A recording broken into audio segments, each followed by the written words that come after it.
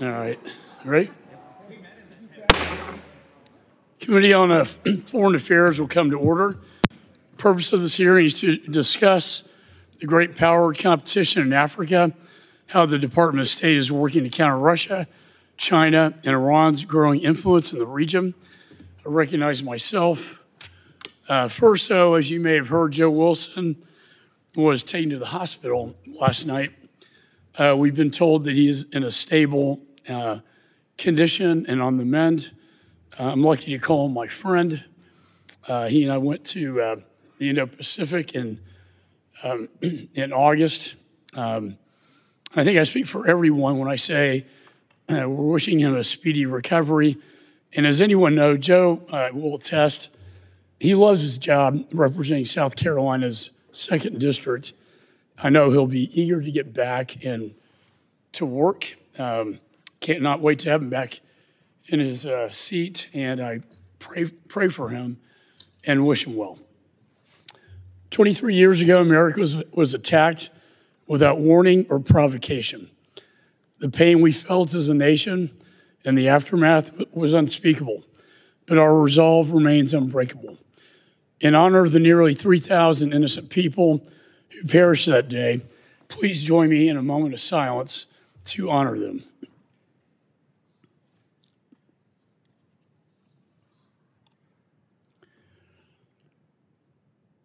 Two days ago, I released my report on the failed Afghanistan withdrawal. This report outlines the systemic failures of the Biden-Harris administration's ill-fated decisions leading to the deadly and chaotic neo from Afghanistan. Undersecretary Bass, I want to say thank you for the role you played during that, and I appreciate you being here today. You were critical to the U.S. mission in Afghanistan as the ambassador who took over Ambassador Wilson's position in Afghanistan as the ambassador until 2020. And I know that wasn't easy, what you were thrown into. In fact, you were the last Senate-confirmed ambassador to the country. You were asked to return to Afghanistan for the NEO with only 24 to 48 hours notice after the Biden-Harris administration failed to order an evacuation until the Taliban overran Kabul. It's shameful to me that the NSC only spoke to you on Afghanistan once before your return. That is a key reason why I've asked the National Security Advisor, Sullivan, to testify before this committee and will compel that if necessary. I've subpoenaed Secretary Blinken to come and testify next week and will be moving for contempt should he fail to appear. There was no actionable plan. As Benjamin Franklin said, if you fail to prepare, you prepare to fail. Today, Afghanistan has returned to being a haven for terrorists and extremists. Meanwhile, terrorism continues to flourish around the globe, especially in Africa. More than 20 African nations are actively suffering under consistent attacks from groups like ISIS, Boko Haram, Al-Shabaab, and Al-Qaeda. In addition to the expansion of terrorism, we find ourselves amid a great power competition. The failure of leadership from the Biden-Harris administration has led to a world in chaos and a rise in adversaries around the globe, none more threatening than China. And the African continent is ground zero for the CCP with its manipulative Belt and Road Initiative, crippling debt trap diplomacy. Keep in mind, many CCP-funded projects are dual use and can be used by China's military, including potential naval bases in strategic locations, such as their port in Djibouti. Meanwhile, Putin continues to profit off the backs of Africans to finance his invasion of Ukraine and expand military partnerships at the expense of America, like in Niger. Putin has also used mercenaries throughout Africa, fostering instability around the continent. In this global power struggle, a key component of our diplomatic efforts must be to deepen and establish partnerships in African countries especially through the Development Finance Corporation. I was pleased this committee could pass a bipartisan reauthorization to strengthen the DFC, and I hope our colleagues in the Senate can do the same. It's absolutely critical. This committee also ensured the extension of PEPFAR, a 20-year success story. President of Botswana personally told me that PEPFAR saved a generation. I was also pleased the committee passed my bipartisan International Conservation Foundation Act, which prioritizes conservation efforts through public-private partnerships to help us counter China and Russia. And also, I'm sure you would agree to ensure the success of these and related efforts, we need to have our embassies fully staffed and ensure our FSOs are fully paid. America's soft power is key to fostering freedom while also preventing the spread of authoritarianism around the globe. So with that, the chair now recognizes the ranking member, gentleman from New York, Mr. Meeks. Thank you, Mr. Chairman, and I too want to join in praying for our friend Joe Wilson, who I've known and talked with on a frequent basis. In fact, my family comes from South Carolina. In fact, he represents many of my family in Rock Hill, South Carolina. We talk about that all the time, and he's one that I do work with very closely on this committee and wish him a speedy, speedy recovery. And I also want to acknowledge those that lost their lives on this day, some 23 years ago. Being a New Yorker and watching those Twin Towers come down is still today as devastating to me as it was on that day. And to see this morning as the bells were rang and to see the grandchildren of many of those that were killed who would not have ever the opportunity to see their grandparents or their parents or their spouses or their cousins or their uncles or their aunts because of the actions of a terrorist group and their attack, and the loss of lives of the men and women of the New York Fire Department, the courage that they had in going in and trying to get as many people out of that building as they possibly could. They were heroes and sheroes trying to get people out and save their lives. Likewise, I know from the ceremony yesterday, those men, those 13 that lost their life, trying to get people out. And those that were successful, because we did get 120,000 people out. We cherish them. They're heroes. They're sheroes. And we work together. I'm a little bit shocked that at this committee we are now looking to subpoena Secretary Blinken, who've testified here many a times. And as I put out my response to the report of the chairman that put out, what clearly is political. I mean, I don't think it's accidental that we're talking about it now, especially on the heels of the debate. Fact of the matter, I think, listening to the president last night, the former president, maybe we should be subpoenaing Mr. Abdul, who he met with at Camp David. Maybe we get some more information about what took place and why he gave in to the Taliban and did not give the Afghan government and didn't invite them and set deadlines. But I think he answered that question for himself, and I would love to hear from Mr. Abdul, this guy. Maybe that great democratic leader from Hungary, Orban, might be able to say something about this too. I don't know. But I would be glad to maybe talk to him too to see what he thinks about all of this, because he's a great democratic leader. And I would love to do that. But let me get back to you, Mr. Secretary. Welcome, Mr. Secretary, and thank you for being here today. And I'm looking forward to the opportunity to discuss Africa in a full committee hearing because many of the issues we deal with in the United States and Africa relations are fundamental to our foreign policy and our national security. Today's hearing, titled "The Great Power Competition in Africa," sends the wrong message, in my opinion.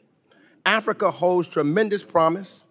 Engagement with the continent is an end and of itself. The continent will experience the largest growth and working-age population in the world between now and 2050, and is currently home to some of the fastest-growing economies.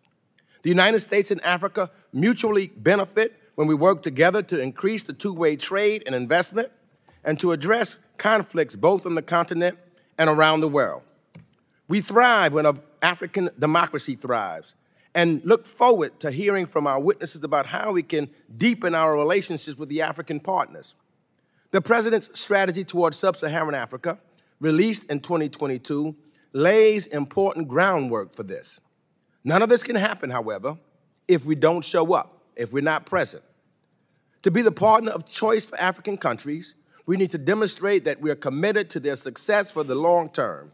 And this means presence and investment and keeping Africa on the front burner. And when we don't show up, the People's Republic of China does. The PRC has been playing the long game with respect to Africa, and they have been very strategic.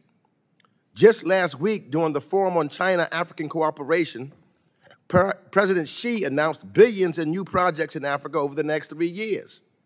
But we know that Beijing uses its presence, its diplomacy, and the Belt and Road Initiative in Africa to extract natural resources and harm the environment, lower labor standards, gain a security foothold, and create influence for political leverage. Similarly, Russia has demonstrated a renewed interest in Africa in recent years, most notably establishing a large presence via private military contractors like the Wagner Group and related groups like Africa Corps, run by the Russian government. And Moscow exploits insecurity in African countries and strokes mistrust of democratic institutions through sophisticated information influence operations.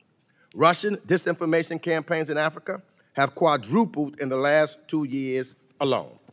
And so I'm going to stop there. We can go on, but I just want to thank you, Mr. Bass, for you, as well as NSC, Mr. Sullivan, Mr. Blinken, what y'all have done, and the diplomacy. And I look forward to hearing your words and concerns. I left out Sudan. I want to talk about that and make sure that comes up also. Very important. Thank you, and I yield back. Other members are reminded opening statements may be submitted for the record. We're pleased to have Honorable John Bass, Acting Under Secretary for Political Affairs at the United States Department of State, before us. I think all of us know him very well. Proud of your record, sir. And you now have 5 minutes. Thank you, Mr. Chairman. Mr. Chairman, Ranking Member Meeks, members of the committee, Mr. Chairman, let me first join you on behalf of all my colleagues at the department in extending our best wishes to Congressman Wilson for speedy recovery. Our thoughts and prayers are with him and his family. Thank you very much for this opportunity to discuss great power competition in Africa and other important issues on the continent. As you noted, today marks 23 years since 3,000 innocent people were killed in attacks in the United States. We honor their memory and the memory of over 7,000 service members lost in the war on terror, along with a number of our fellow diplomats and development professionals. And we also remember today our 4 colleagues killed in the terrorist attack that began on this day in 2012 in Benghazi, Libya. Africa is at a pivotal moment, home to the world's fastest growing and youngest population. By 2050, 1 in 4 people on the planet will be African. The continent hosts diverse and irreplaceable natural resources and critical minerals. African nations play an influential role as a regional voting group in the UN and in advancing global priorities to the benefit of Africans and Americans. The region, as you've noted, is also of acute interest to our strategic competitors who are coaxing or compelling African countries into trajectories of debt, negative growth, and exploitive security relationships. China has established a one-way trade relationship with Africa, dumping goods at below-market prices, while the United States, in contrast, has for years promoted African exports to the United States through the African Growth and Opportunity Act. And the PRC is also working to expand its military presence and relationships in Africa. At the same time, Russia has committed widespread human rights abuses while providing security, and I put security in quotes, to unelected governments, sown disinformation about health programs that are benefiting a wide number of Africans, and exploited Africa's natural resources. In this environment, the United States seeks to demonstrate the value of our partnerships while promoting fairness and transparency. Terrorist activity, as you noted, Mr. Chairman, has grown over the past decade on the continent, with violent events nearly tripling since 2014. And efforts to build capable, professional, and accountable security forces which continue must support and complement investments in good governance, human rights, stabilization, and economic opportunities. The Biden-Harris administration laid out our priorities in the U.S. strategy towards sub-Saharan Africa in August of 2022, a strategy that is grounded in partnership and respect. In December of that year, President Biden hosted the U.S.-Africa Leaders Summit, bringing together leaders from 49 African countries in the African Union, alongside members of civil society and the private sector. The summit catalyzed U.S. public and private investment and partnership, including the commitment of $55 billion in U.S. government investment and over $15 billion in private sector investment on the continent. We have bolstered our commercial diplomacy in order to create a modern economic partnership on the continent and to reduce African nations' dependency on aid. A signature example is the Partnership for Global Infrastructure and Investments Development of the Libido Corridor from Angola through the DRC to Zambia. We and our partners have created, we believe, a once-in-a-generation rail project to improve east-west connectivity, integrate Africa with global markets, and under this initiative, expand opportunities in energy, digital, transportation, and agriculture sectors that are going to boost trade and create jobs, both in Africa and here in the United States. We are grateful to have had bipartisan congressional support for several critical historic aspects to our policy. Ranking Member Meeks, I'd like to thank you on behalf of the Department for putting forward a bill to institutionalize the U.S.-Africa Leaders Summit to ensure it is held on a regular basis.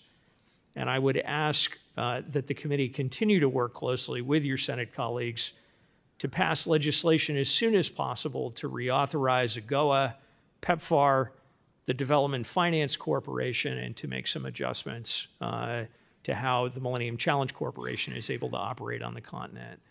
I can't emphasize enough how transformative these programs have been to Africa's economic development and to advancing our interests on the continent. These programs have and continue to set us apart from our competitors. I'd also like to request your support for the extension of a critical authority for overseas comparability pay, or OCP, in any continuing resolution or other funding legislation pursued before the end of the fiscal year. Currently, the last day that federal employees in the Foreign Service are authorized to receive OCP is the end of this fiscal year on September 30th. And if it lapses, all of our dedicated professionals working on the continent will take an immediate pay cut, averaging tens of thousands of dollars. So obviously that will undercut our ability to recruit and maintain staff at all of our embassies on the continent, but equally in all of our missions around the world. As my colleagues and I, and as many of you have traveled across the continent, we have seen a thirst for more U.S. engagement. The American model of development and investment is highly valued. We're appreciated for our efforts to uphold democracy and human rights, as well as our ongoing efforts to lead a number of peace processes addressing crises on the continents. Our partners seek our support on security, and there are several critical steps we believe must be taken to sustain this momentum. And working together, I'm confident we can continue to do so. So thank you once again for your commitment to strengthening the U.S.-Africa partnership, and I look forward to your questions. Thank you, Mr. Bass. Let me just say, the ranking member and I, on most days, work very well. DFC is a good example. We reauthorized it, I think at a good pace.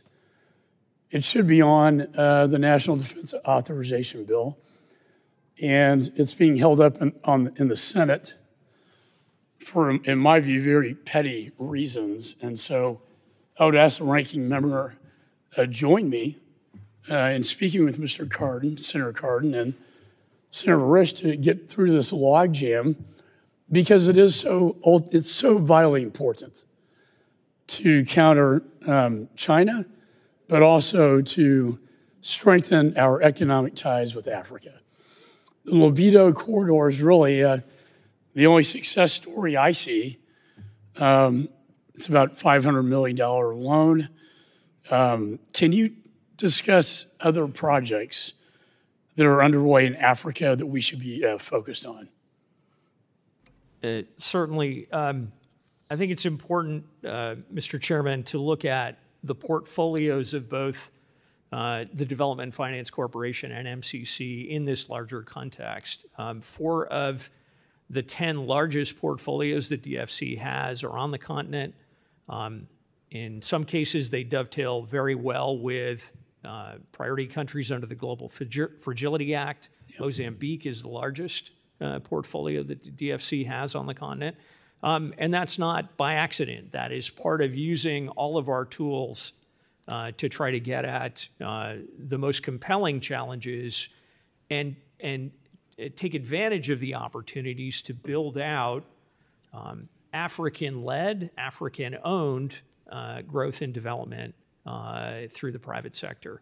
Similarly, most of the largest MCC compacts are on the continent, right. And that certainly is not by accident. And I think the MCC will pass in the National Defense Authorization. If our equity fix is accomplished, it will double the amount of financing, and I think it will be a big difference. I'm also looking forward to seeing the implementation of our conservation bill, which we're very excited to join our philanthropists in a 2 private, 1 government match.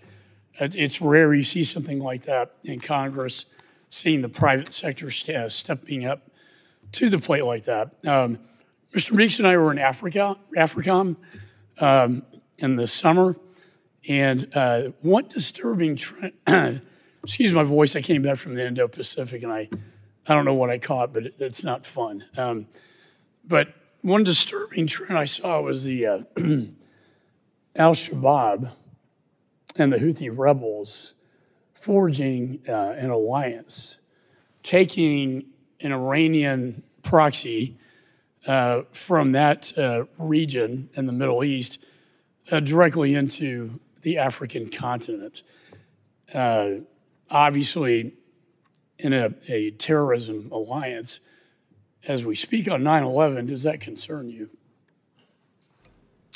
Short answer is yes, very much so. And it's one of the probably most compelling examples of why we are so focused on trying to bring the conflict between Israel and Hamas to an early conclusion because of all of the unpredictable ripple effects we're seeing.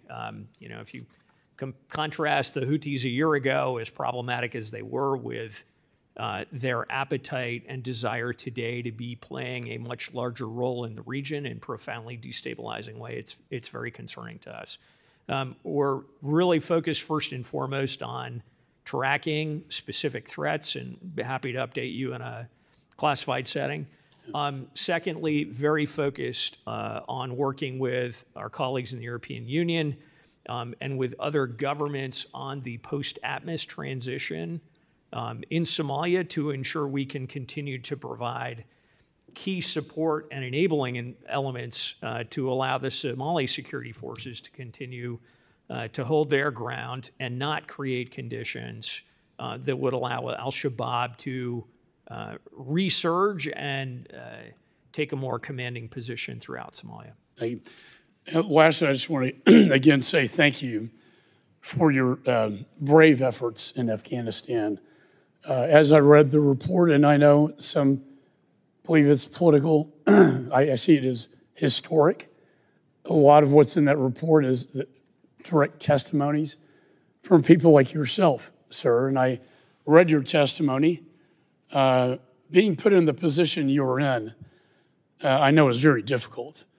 One of the goals I want to achieve is not to engage in a partisan blame exercise, but rather try to fix problems, many of which stemmed, in my judgment, from the NEO or lack thereof of a plan to evacuate on a timely basis.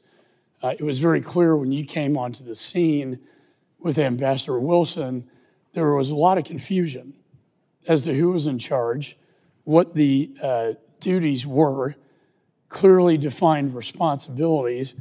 And it seems to me that Congress, and I look forward to working, I know Mr. Meeks will engage with me in a bipartisan measure, and I even talked to the Secretary as well, who is very willing to work with us on fixing that whole process through legislation. And I know you being in such a critical role could play a very strong role in that effort. So that, God forbid, we have something like that happen again. We're not going to have so much confusion and chaos on the ground that could lead to the deaths of so many people, especially the 13 servicemen and women who we bestowed posthumously the Congressional Gold Medal of Honor on, sir. And so I look forward to working with you. It's not a question for you to answer. It's an invitation to work with us on that. So thank you so much. Now recognize the ranking member.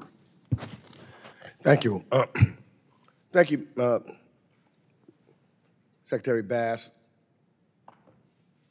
I just want to reemphasize that I think that it's important that we understand it's the right thing to engage with Africa. Whether China or Russia was there, it would be important for us to be engaging with Africa, not there just because of Russia and trying to compete against them. So that is really important to do that. And not forcing, as a result, the African nations and think that they got to make a choice. I want them to know that we are the best partners to deal with. And I think that's essential. And one of the ways of doing that is, as I said in my opening, is making sure that we're showing up and making sure that we're there. And one of the things that I find that, as far as diplomacy is concerned, for example, China has brought in more consulates on the continent than we have now. And that's interacting with the African people to let them know that we're there sincerely. Now, one of my concerns on my first question to you, I'm concerned because money makes a difference too. And in the last fiscal cycle, we have cut the State Department's foreign assistance, for example, 12%. Everyone else is increasing, that's engagement, that 12%. So my question to you is, with the ranks of the foreign and civil service in recent years being cut short, does the State Department currently have the necessary resources in terms of both funding and personnel to fully engage with African countries in pursuit of American foreign policy and our national security interests? And how does proper resourcing factor into our ability to position the United States as the preferred partner for African countries. Well, Congressman, thank you for that overview. The immediate answer is no, we do not have sufficient resources to capitalize on all of the opportunities we have across the continent and to get the balance right between the essential work we have to be doing to respond to and help address the wide range of crises on the continent, and also take advantage of proactive opportunities to deepen relationships, to generate new trade and investment opportunities to help Africans build capacity of government and the private sector, and to grow their economies and create better employment in the future. And when I speak to insufficient resources, it's both on the programmatic side in terms of foreign assistance and the ways we can use that, but also on the operational side, where we're digging out of a hole that we've experienced in the last 5-10 years, in particular in terms of our ability to fully staff our missions overseas. That hole disproportionately impacted our embassies in Africa. We've come a long way in the last 3 years in hiring above attrition, but we still have a way to go. And our ability to do that is going to depend on continued strong support from Congress. And the few little time we have, I've got to talk about Sudan, which is the largest humanitarian crisis in the world now. As many as 150,000 people have been killed in the brutal fighting between the Rapid Support Forces and the Sudanese Armed Forces since April of 2023. More than 12 million people have been displaced, and over half of the country's population is facing a crisis-level food insecurity. People are starving, and folks are asking me, where's the international attention? Where's the United States? Where's the outrage that we see when it happens in some other parts of the world? This is something that's important to Africans also. Where is it? And now I compliment Special Envoy Tom Perriello for what he's doing, and he's organized last month, I believe, a conference and trying to talk to people to try to figure out efforts to resolve the conflict. But tell me what is the State Department doing to address some of the external support that the RSF and the SAF has been receiving, and what steps have you taken so far? What are you looking to do? What are the points of leverage available to get outside actors to stop who are bringing in the weapons, et cetera? We've got to do something. This is something that should be on the front pages so that people know what's taking place, and not just because it's the continent of Africa, as many of them come tell me that they're ignored and there is no human outrage about the worst human catastrophe on the planet as we speak today. Congressman, completely agree that this crisis and the impacts, which, as you note, are the worst humanitarian crisis in the world today, have not begun to get the attention and focus they deserve from a wide range of countries. The limited progress we have made in recent months in securing renewed humanitarian access to parts of the country where many people have been suffering, that's a direct result of U.S. leadership and our efforts to, notwithstanding everything else going on in the world that is distracting from addressing this conflict, begin to get the right focus on, first and foremost, addressing the suffering, secondly, bringing the violence to an end. We're very focused in supporting Special Envoy Perriello's efforts. Secretary's been personally engaged. And we're trying to do several things simultaneously. We're first looking to ensure the current humanitarian access that was agreed last month is sustained, that we're able to build off of that and expand it both in space and time, that hopefully we can secure some localized ceasefires, particularly in and around El Fasher, to ensure that there is good, strong access for humanitarians.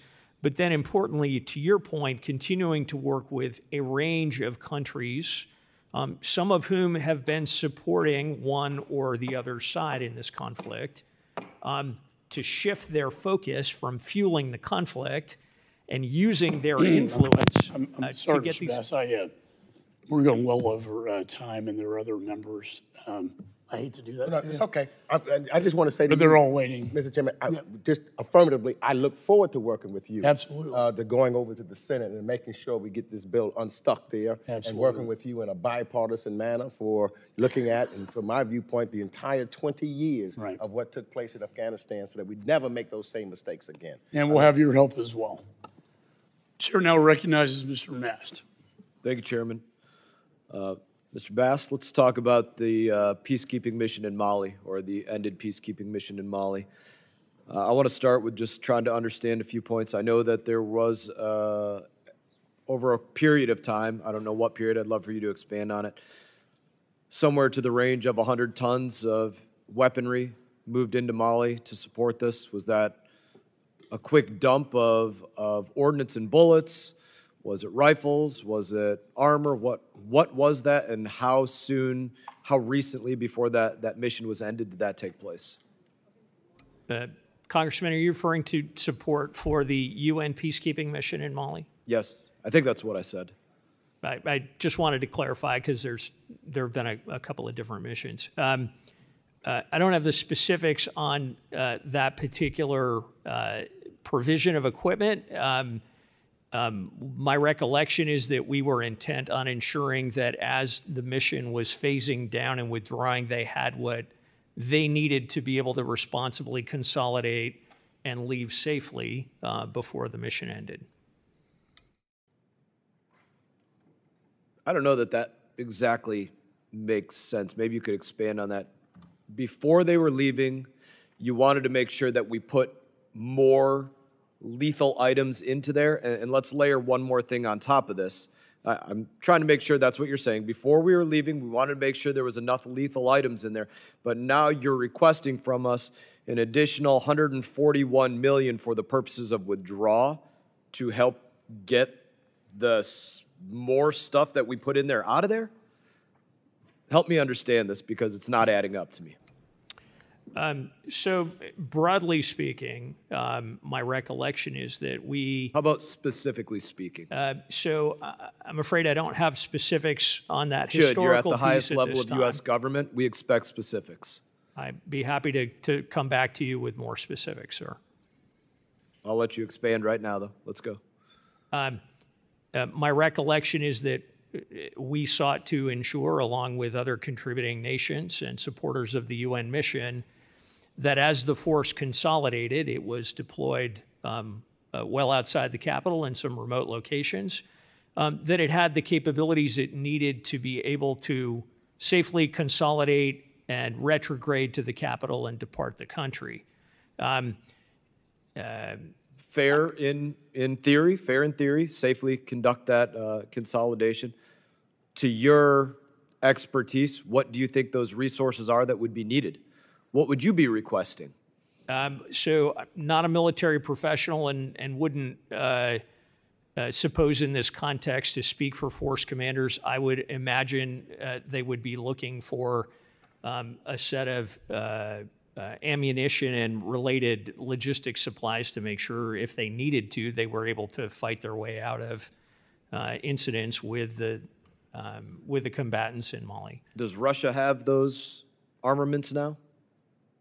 I believe, to the best of my knowledge, Congressman, that materiel that remained behind went into the possession of the armed forces of the government, the regime in Mali. Okay, so let's move on to the request for $141 million for withdrawal purposes. What for? Are you referring to withdrawal from Mali? Yes, my understanding is specifically the withdrawal for the peacekeeping mission, but if it goes beyond that, I would love to have the specifics because we don't have the specifics. Let me take that back and get you a better answer. What can you tell me on it now?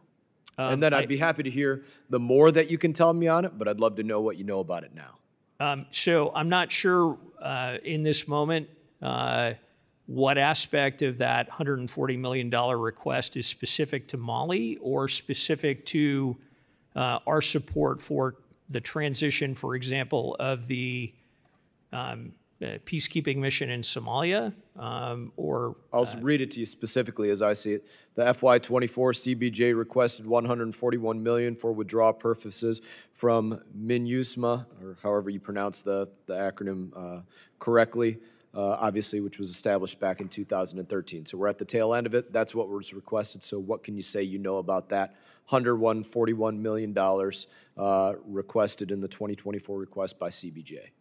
I'll have to get back to you with more specifics. It may be that this is part of balancing the books for the mission as it... What does that mean, balancing the books for the mission? That means as the UN winds down this mission and closes it out formally, that it's accounted for what the mission actually cost as opposed to what it was projected to cost. Thank you, Chairman. Thank you, Mr. Bass. The chair now recognizes Mr. Sherman from California. I'd like to respond to the chairman's opening statement on Afghanistan for just a minute. Obama accomplished something in Afghanistan. We got bin Laden. Biden accomplished something in Afghanistan. We accomplished the withdrawal that by then all Americans wanted, and the most impressive evacuation in terms of the number of people evacuated that perhaps the world had ever seen. We lost 13 of our bravest and most sacred lives. But what did Trump accomplish? He surrendered to the Taliban. Yes, there's a little bit of gloss in the documents about vague, unenforceable statements about working with the Afghan government. He signed a surrender document. Now, under that document, the Taliban's obligated not to serve as a base for terrorism. Well, every country has that obligation anyway. So it was a pure surrender document. And we lost 61 of our soldiers there, and 57 of those coffins came back to America for a dignified transfer that President Trump chose not to attend. So we fought and died and spent tens of billions of dollars and transferred equipment from 2017, 18, 19, and 20 and accomplished absolutely nothing. Now, I want to thank the chair for holding this hearing on Africa because though if you look at the media, you would think that the only things going on in the world are Ukraine and Gaza, when in fact the greatest humanitarian difficulties, the greatest tragedies are taking place in Africa. First, in Ethiopia, we saw 600,000 Tigrayans die, 1.5 million displaced. The humanitarian relief fund is only 4% funded. Mr. Secretary, when Secretary Blinken was here last, he committed that of the $9 billion, mostly unearmarked humanitarian dollars that Congress provided in the April supplemental, that some would be spent in Ethiopia. I'll ask you to respond for the record exactly, or at least with greater detail, how that money or some of that money will be spent and how much will be spent in Ethiopia. In Sudan, as the ranking member pointed out, this is the greatest humanitarian tragedy occurring right now. Perhaps 150,000 people have died, 15,000 in just one city in Darfur. And I would hope that you would respond for the record as to what our plans are to deal with that terrible war.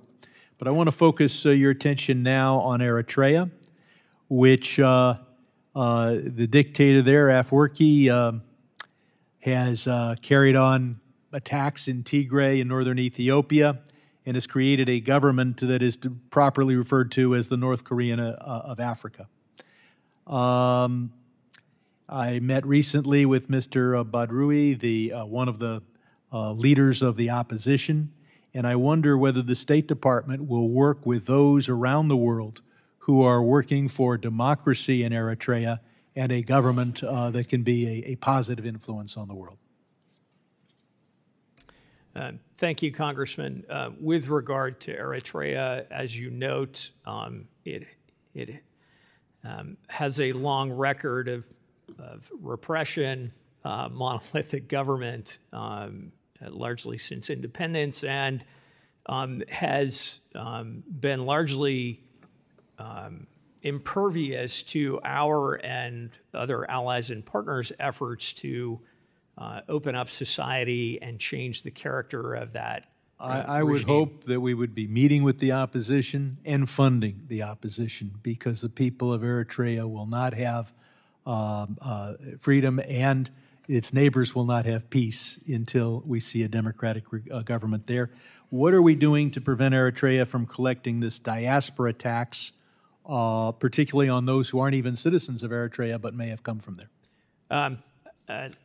I'd like to get back to you with a more specific answer on that particular aspect of our policy. I can assure you that we continue to actively engage the government to the best of our ability. It is limited in addressing a number of our concerns, including political repression and the lack of space for political opposition. And finally, this is 9/11, when we were hit with Islamist terrorism. What can Congress do to support our anti-terrorist efforts in Africa and particularly the Sahel? So I would say continue to both strongly fund our anti-terrorism account that enables us to help African nations build their capacity, but also to continue to invest in our economic growth and opportunity programs and to fund our exchange programs, because we have to be addressing the root causes that are driving so many young Africans, whether by ideology or by a lack of an alternative, to take a paycheck from, whether it's Al-Shabaab or Boko Haram or ISIS in the Sahel. Thank you. Thank you, Mr. Chairman. The chairman now recognizes Ms. Kim from California. Thank you, Chairman, and I want to thank Ranking Member Mix for holding today's hearing. Before I begin, I also want to convey my, speedy recovery to our colleague, Congressman Joe Wilson, and we look forward to having him back joining us. And thank you, Undersecretary Bass, for joining us at our hearing today.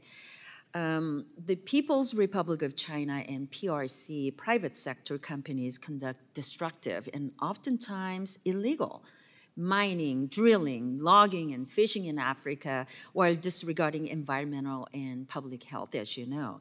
So I introduced the Stopping PRC Environmental Exploitation and Degradation Act, or SPEED Act, to hold the PRC accountable for its deliberate environmental degradation and harm African communities.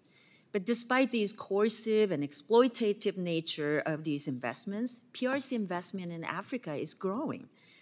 So how is the State Department working to inform African governments that the PRC's approach to engagement on the continent is transactional and unsustainable? So thank you, Congresswoman, for completely agree with you about the predatory nature of so much of the PRC's activies on the continent. We are approaching this in a range of ways, and to Ranking Member Meek's observations earlier, right? We're trying to ensure that we are not making the continent about this competition between the United States and China. Our policy is about Africa, and it's about helping Africans develop a better future for themselves in partnership with support, but informed and guided by choices they are making. And so we, in the process of trying to offer a better offer, point out the many ways in which. So what ways do you think we're doing? Do you think we're doing enough currently to better partner for, like African nations to counter PRC's growing influence? How are we doing it? Can you give some specific examples? Sure. I don't think we're doing enough in that we're dealing with an enormous flood of disinformation and misinformation from the PRC and Russia. So supporting our efforts through the Global Engagement Center and other activities we have in the department and in the executive branch to deal with misinformation is a critical piece of this. Second, ongoing support for our wider efforts to talk about the nature of partnerships with the U.S. private sector based on the rule of law, based on respect for contracts, and informing whether it's governments, whether it's chambers of commerce, about the perils of some of these quote unquote investments from the PRC, I think is going to continue to be a really important part of our efforts. Thank you. You know, as you correctly pointed out, we were concerned about China's model that promotes like propaganda, disinformation, and censorship activities in Africa. So glad to hear that you're addressing those issues, because CCC, as you know, has a very active campaign to export its digital authoritarian model and very, very intrusive surveillance technologies to Africa. That really undermines our civil societies and human rights issues. So we'd like to see more active engagement in that regard. So thank you for addressing that. The CCP uses political training as a strategic tool to export its authoritarian governance style throughout Africa. The CCP funds political schools in Tanzania, Ethiopia, and South Africa, among others, which emphasize Chinese governance and economic models. I believe they also host African military and political leaders regularly to cement their influence. So how is the State Department seeking to counter CCP's brazen attempts to coerce the next generation of African leaders? We continue to support a wide range of educational opportunities. USAID invests heavily in basic primary education, which is essential in so many countries on the continent. Our exchange programs that bring a large number of students to the States for higher education, or in some cases for training as university professors, remains the gold standard on the continent. And we have constant demand, well exceeding our supply, based on the funding available to us for our exchange program. So, you know, the best way we're trying to deal with this is to target those places where we're seeing the greatest pernicious effect, but also to ensure that the CCP, the PRC, is not getting traction in other countries to the same degree. Thank you. My time's up, so I yield back. Thank you. Thank you, Ms. Kim. The chairman now recognizes Mr. Barra from California. No. Mr. Keating. Mr. Keating from Massachusetts. Welcome, Mr. Keating. Thank you, and I do want to convey my strong feelings of support in the recovery of our colleague, Joe Wilson, who's demonstrated enormous bipartisanship with me personally and other members of this committee in general, particularly on his most recent efforts to support Ukraine against Russia's illegal and criminal war. Godspeed in your recovery, Joe. We're also remembering 9/11 today, and it brings me to the point of, as we remember those who've lost their lives, the innocent civilians and the first responders that were there, and the many that live with those injuries, we have to remain vigilant against terrorism. And the U.S. intelligence community, among others, has labeled Africa as the center of gravity in Sunni global jihad, and particularly talking about the Sahel, not just with al-Shabaab, but also with Islamic State affiliates in Mozambique and the Democratic Republic of the Congo, and those threats, and the importance of working with our European partners on that effort in Africa as well has been emphasized. So I have a question.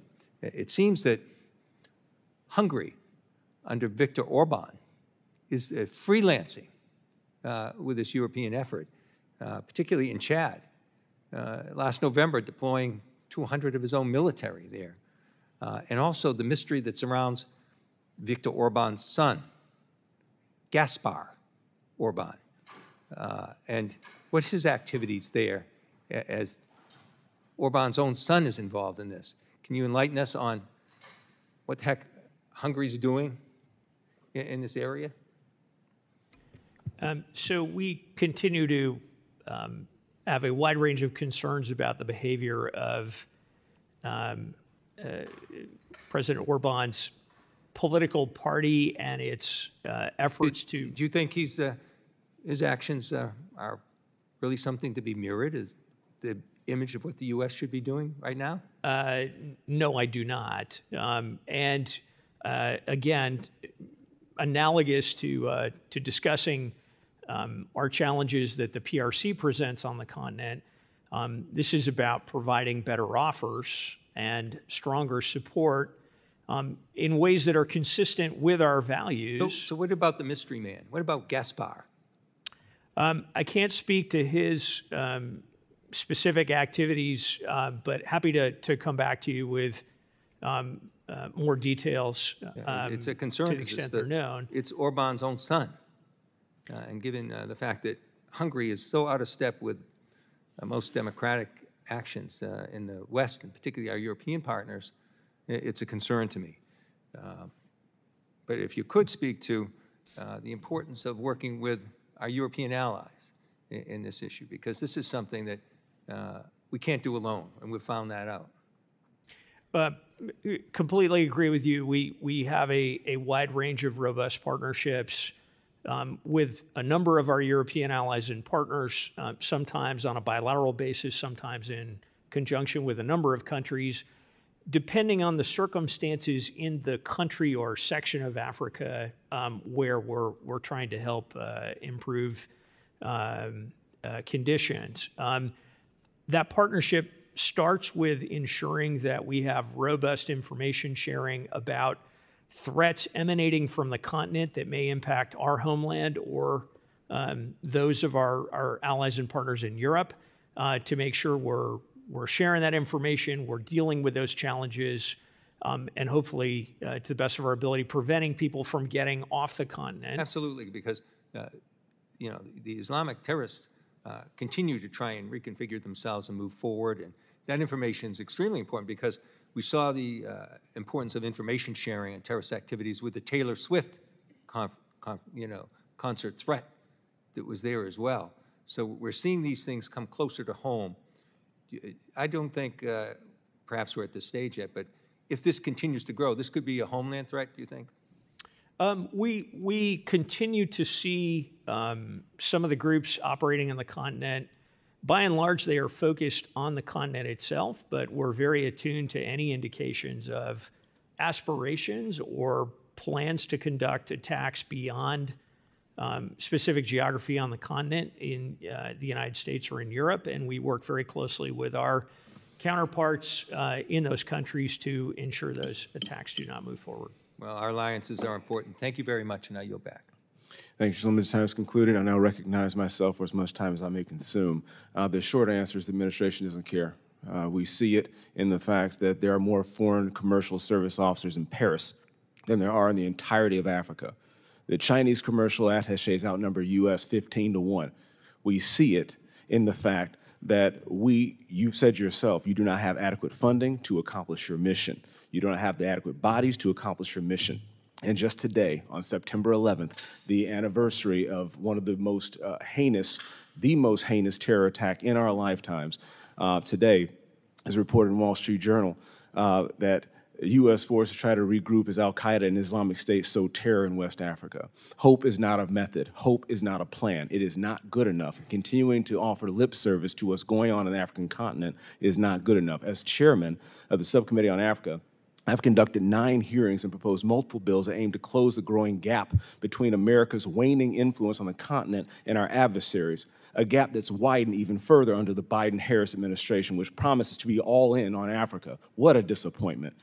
Africa contains immense demographic and economic potential that we are ceding in the great power competition because of this administration's dismissal of realpolitik in favor of ideological colonialism. Now, the Sahel is in complete state of free fall, and I fear as the farther we get away from September 11th, the closer we get to September 10th. We are making the same mistakes we made decades ago with taking our eyes off the ball in Africa. What's going on in the Sahel, particularly with how it affects West Africa. There are many places in West Africa that are closer to the United States of America than Europe. We need to pull our heads out of our backsides and in this administration really focus on what needs to happen to fix this situation with ruling juntas and Islamic extremists, an ever-increasing amount of Russian mercenaries running unchecked from the Red Sea to the Atlantic. China continues to export its model of party over state authoritarianism, governance across the continent, and continues to pursue an Atlantic Ocean military base. Last week in Beijing at the Forum for China-Africa Cooperation Summit, President Xi Jinping pledged $51 billion in new financial commitments to the continent, the majority of which will be loans that will enable Beijing to continue its strategy of debt-trap diplomacy to gain leverage of African leaders and control over critical mineral supply chains. It is these crucial mistakes over security and supply chains, two things I know as a combat veteran and as a logistician, that are most danger to our national security right here at home, not just on the African continent. The PRC continues to put export controls on critical minerals, most recently antimony. Anybody know what antimony is? Well, you should, or you will. It's essential for our own munitions as we're running short on our own supply. This could starve our own industrial supply base of the resources we need in the event that we come into direct conflict with our adversaries. Additionally, I led this committee in reviewing our bilateral relationship with South Africa because the administration's inaction in the face of the ANC's clear and overt alignment with Russia, China, and Iran. I thoroughly commend Ambassador Brigady for holding a firm and principled line in Pretoria in the face of a leadership void coming from Washington, D.C. Similarly, this committee led in declaring the current actions of the RSF, the Rapid Support Forces of Sudan, as a genocide, a policy decision that the department has tied up in its bureaucratic system, hiding behind lawyers despite the abundance of affirmative evidence. H-Res 1328. In Sudan, 25 million people are experiencing acute food insecurity with over 700,000 people on the verge of famine. April 23rd, most estimate the actual figure of casualties since this civil war began is closer to 150,000 people. As the war continues to unfold, an abundance of evidence points to a genocide being committed by the RSF forces against the Masalit and likely against other non-Arab ethnic communities as well. You know what that sounds like? Black people. My resolution formally declares that the atrocities committed by the RSF and allied militias are acts of genocide. See, the reason why people are so ticked off at America around the world, particularly in Africa, is because they see Ukraine getting billions, you see Gazans getting a peer, and the Sudanese that are neither white nor have a vital diaspora in the United States of America, and they get crickets. They get crickets from this administration who are doing nothing to fix that problem. And yes, I'm saying nothing, because trying our best isn't going to bring back those lives. We must do better. We will do better. And when we take back control of the Congress, we're going to force this issue and hold all those accountable on both sides of that war accountable. We're going to bring this to the national and to the international consciousness because it is a blight on all of our morality to have this war continue and no one in the press saying a damn thing about it. Additionally, on the legislative front, PEPFAR is the most successful foreign policy tool since the Marshall Plan, and we have to have a long-term reauthorization. AGOA is the base of the U.S.-Africa economic relationship, and anything other than early reauthorization this year will send a clear signal to African leaders that they are not a priority, regardless of the accompanying empty rhetoric from this nation. We must show our partners in Africa that they are enough in themselves. We must show them that our words will be backed up by actions. I'm saddened to say this administration continuously failed to stand by their words, and we have to stand up in Congress to make sure that we hold them and any other administration accountable to their failures on the continent.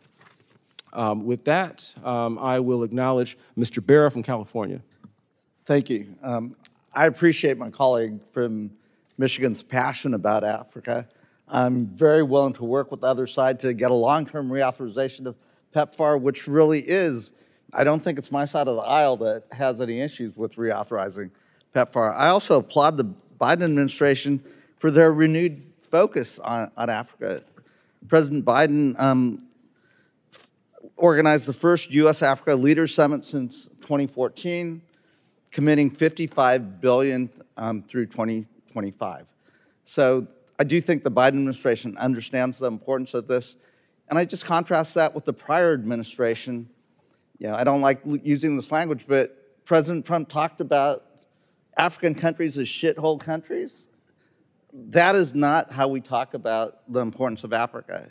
This is a vital region and incredibly important. And again, I look forward to working with my colleague and folks on the other side to get Africa, get Sudan, the necessary resources to address this crisis. I don't think you'll find any resistance on the Democratic side to try to address some of these issues. Secretary Bass, thank you for your service, and thank you for talking about the career foreign service officers and the importance of what they do. I'm very concerned that we are losing ground in Africa, not because of lack of regard, but when I look at surveys of Africa, China now is more popular than the United States. And when I think about how China approaches the continent, I think the number I've heard is for every dollar that they provide in investment, they saddle many of these low and middle income countries with $9 of debt. I was in Kenya last summer, saw a beautiful train from Nairobi to Mombasa. I had never actually saw any trains on there, and I don't think anyone's using that train, but they're now saddled with a real challenge. I applaud you for emphasizing the importance of reauthorizing the DFC and certainly plussing up that budget. You touched on some of the challenges that my colleague talked about Mali. Some of the Russian disinformation that has led to the French troops being kicked out of Mali. I worry about what we're seeing in Niger with U.S. troops being kicked out. If you could just take a few moments to talk about this and what we in Congress could do to help support your efforts, from public diplomacy to investment and so forth, what you'd like to see. So with regard to providing better offers on the continent, one of the challenges with the Chinese model is that it focuses on things, not people. And so they deliver something relatively quickly. So for leaders who are looking at re-election or trying to demonstrate some positive impact, they have something tangible to point to. However, after a not very long period of time, right, there tends to be buyer's remorse with that model. And so what we are seeking to do, with help from this committee on a bipartisan basis, is to continue investing in and expanding those programs that provide that better alternative through developing local capacity, through improving Africans' ability to make their own choices, and set up their own businesses that grow their economy. We're going to need, I think, in the years to come, to be able to make substantial additional investments in helping agriculture on the continent adapt to an evolving climate. And this year, we've put $150 million against the VAX initiative, the Vision for Adapted Crops and Soil. That is resonating in an enormous way on the continent because it is responsive to their immediate needs. So programs like that deal with the rural economy are quite important. I would love to work with you on getting educational resources, getting universities into Africa. We've had conversations, with Ambassador Whitman and thinking about how we could, we'd love to bring those students to the United States, but we could also work, in an education city type of model to build a campus in East Africa and Kenya, potentially a West African campus, and to educate the young people to build capacity and to use that soft power. So would love to work with you on that. Be happy to explore that with you. Great. Well, thank you. I hope whataboutism about some expletives from President Trump from 4 years ago helps my colleagues sleep at night while there's a genocide going on in Sudan. But right now, what this presidential administration is doing is failing to request in a budget for the Global Fragility Act what Congress has already authorized. Actions speak louder than words, and we expect more in actions out of this administration. The chairman now recognizes Mr. Davison from Ohio. Thank you. Thank you. I appreciate this hearing, and to our subcommittee chairman for the Africa Subcommittee, Congressman James from Michigan. I really appreciate the work in getting this hearing set up. So it's an important area for American foreign policy, and we're at risk of being outmaneuvered, frankly, in particular by China's Belt and Road Initiative, but in part by the Biden administration, because they continue to put their own hyper-partisan agenda ahead of America's national interest. And I tried to highlight this as we were reauthorizing the Developmental Finance Corporation, which has laudable goals and important things to accomplish in Africa, among other places. But while we use EV mandates, IRA subsidies to push battery technology at breakneck speed, it's becoming clearer by the day that we risk national security by allowing all the critical resources to come mostly from Africa and processed through China without any recourse to developing the supply chain at home. And instead of addressing these things, a lot of times the Development Finance Corporation and frankly our own State Department's more interested in about Pride Month agendas and whether women can abort their babies in countries where we have critical risks. So, sir, I just wonder what your take is on the lack of focus and how well we're doing in terms of focus on accomplishing what we should be in Africa. So, Congressman, I'd say we are quite focused on the challenges, particularly in ensuring we are able to compete effectively in gaining access to critical minerals for the new high ground in our economy and in the global economy in the coming years. The administration's put enormous effort into developing critical minerals partnerships with a wide range of countries that allow them to develop. Okay, specifically, who are they developing with? I mean, DRC, things don't seem to be going well there. What are they doing there in particular? And what are they doing, if that's not going well, to supplement it with some others? Well, with the Libido Corridor, we're creating opportunities for the DRC to have a choice.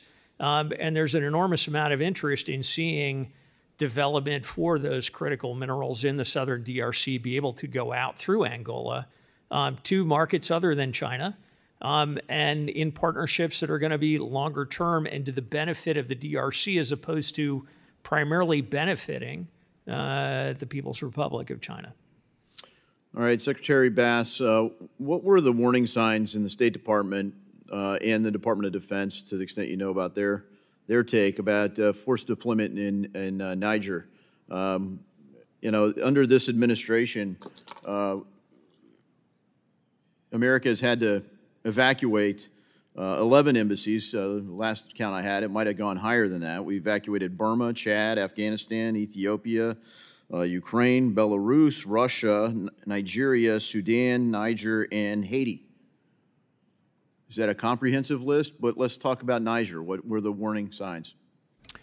So in Niger, we reduced the size of our mission complement for a period of time after the coup that brought the current junta to power, when we saw indications that our principled opposition to that coup was creating potentially some friction with the junta, and they might take action or create broader instability in the capital. We've since returned all of our diplomats and development professionals that were temporarily taken out back to the country. They're back on the job advocating and advancing the nation's interests there. And that's been the case in most of the other places where we temporarily reduced our footprint depending on the circumstances. That's one of our principal tools for mitigating risk and managing risk around the world to enable us to continue to be present in dangerous and dynamic environments. Well, I find two common themes under this administration, and I thank you for your long career of service. You've served under Republican and Democrat administrations, and as a career State Department employee, you know, I don't expect you to engage in necessarily the partisan behavior, but what I see the agenda consistently left of center for the State Department, regardless of who becomes president or who becomes secretary, And I see weakness under this administration. That's certainly a common theme, and it's experienced all over the world, and it's being exploited. And I also see an administration that is focused on DEI ideology, kind of far-left political agendas, instead of our own national security agenda. So I hope you can help correct that. I yield back. Thank you. The chairman now recognizes Ms. Kamlager Dove from California. Thank you, Mr. Chair, and I thank you for Honorable Bass for showing up today. This is a long time coming. I think this is the first full hearing we've had on Africa since Congress began. Woefully inadequate, but here we are. I want to start by discussing the most urgent crisis on the continent, which is the conflict in Sudan. And the ability to be a force for peace and stability in Africa makes the United States a more influential actor and a desirable partner than strategic competitors like Russia, who unfortunately have been able to run the table on the continent because the prior administration had a zero Africa policy. Unfortunately, we are failing in Sudan, where it took over a year to appoint a special envoy to manage the U.S. response to the conflict. And the shortage of high-level attention to the largest humanitarian crisis in the world does not go unnoticed by African partners that we are encouraging to turn away from Russia and China. And in fact, they hosted not long ago a 3-day forum on the continent, really trying to take advantage of the space that we left because of the zero policy from the prior administration. So last month, I led a letter with 50 of my colleagues urging the administration to use the momentum from the U.S.-led peace talks convened in July to prioritize the scaling up of humanitarian aid into Sudan. And Mr. Chairman, I request unanimous consent to submit that letter for the record. Thank you so much. Acting Undersecretary Bass, how is the U.S. planning to increase the cost to the two warring parties of waging this conflict? Congresswoman, thank you for, again, flagging the enormous challenges in Sudan. We are working on several fronts to try to bring the conflict to a close, including by increasing pressure on both parties to the conflict. We're partly working with some of their patron countries, the countries that have been supporting one side or the other with weapons, with material, et cetera.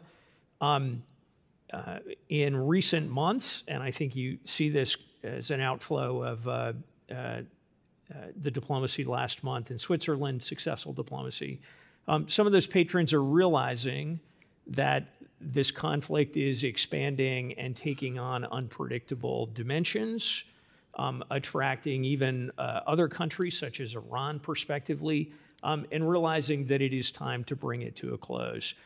We're also developing additional potential sanctions against leaders on both sides of the conflict.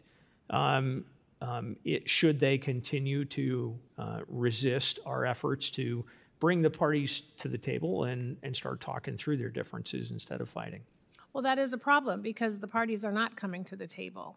And sanctions only work if they have teeth associated with them.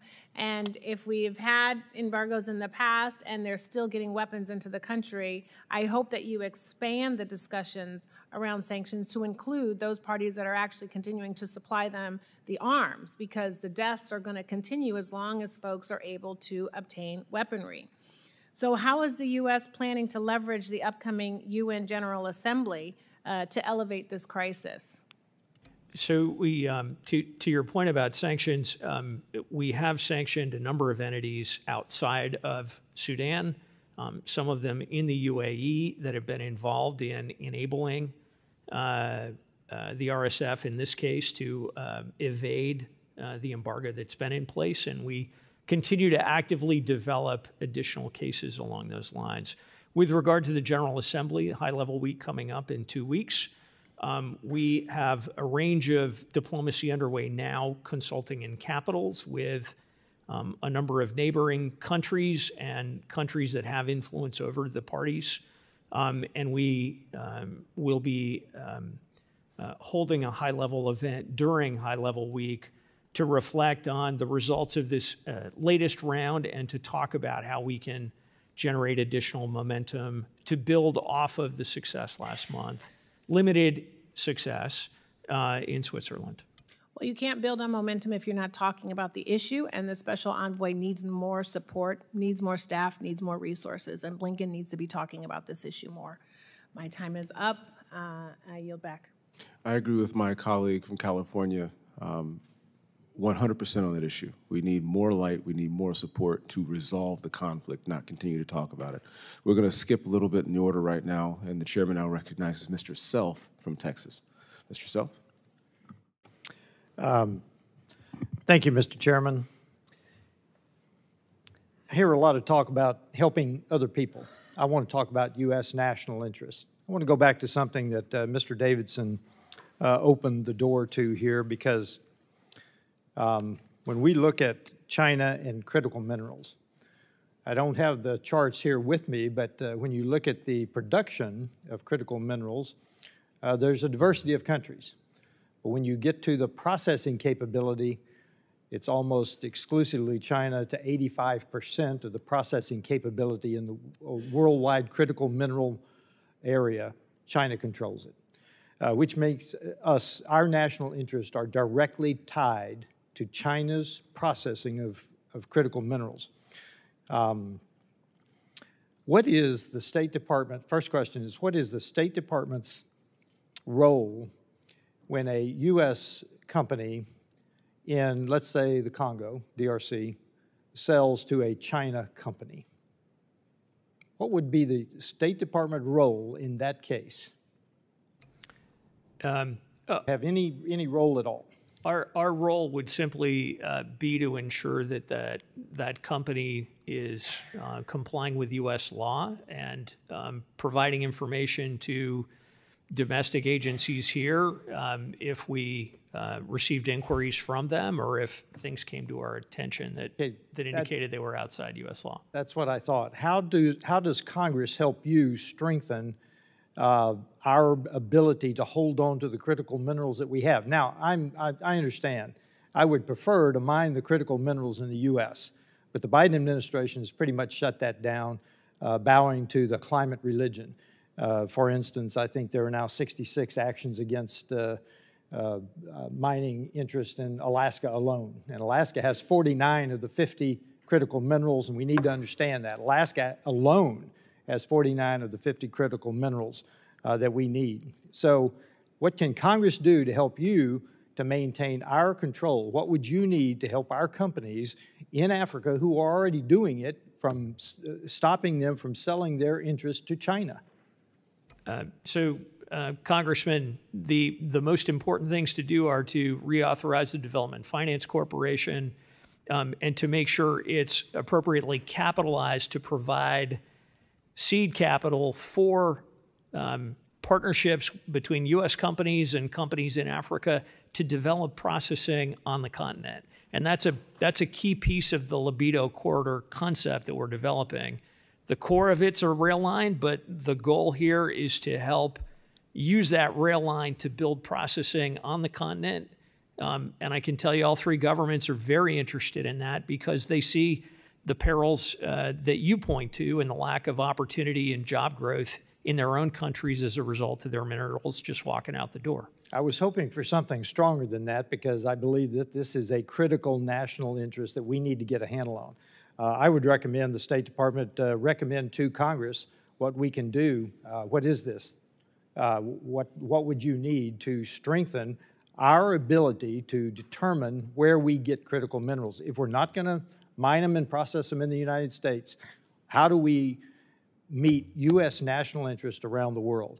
I think this is one of the critical areas. Semiconductors is another one. I think those two areas need more attention by the State Department to advance U.S. national interest around the world.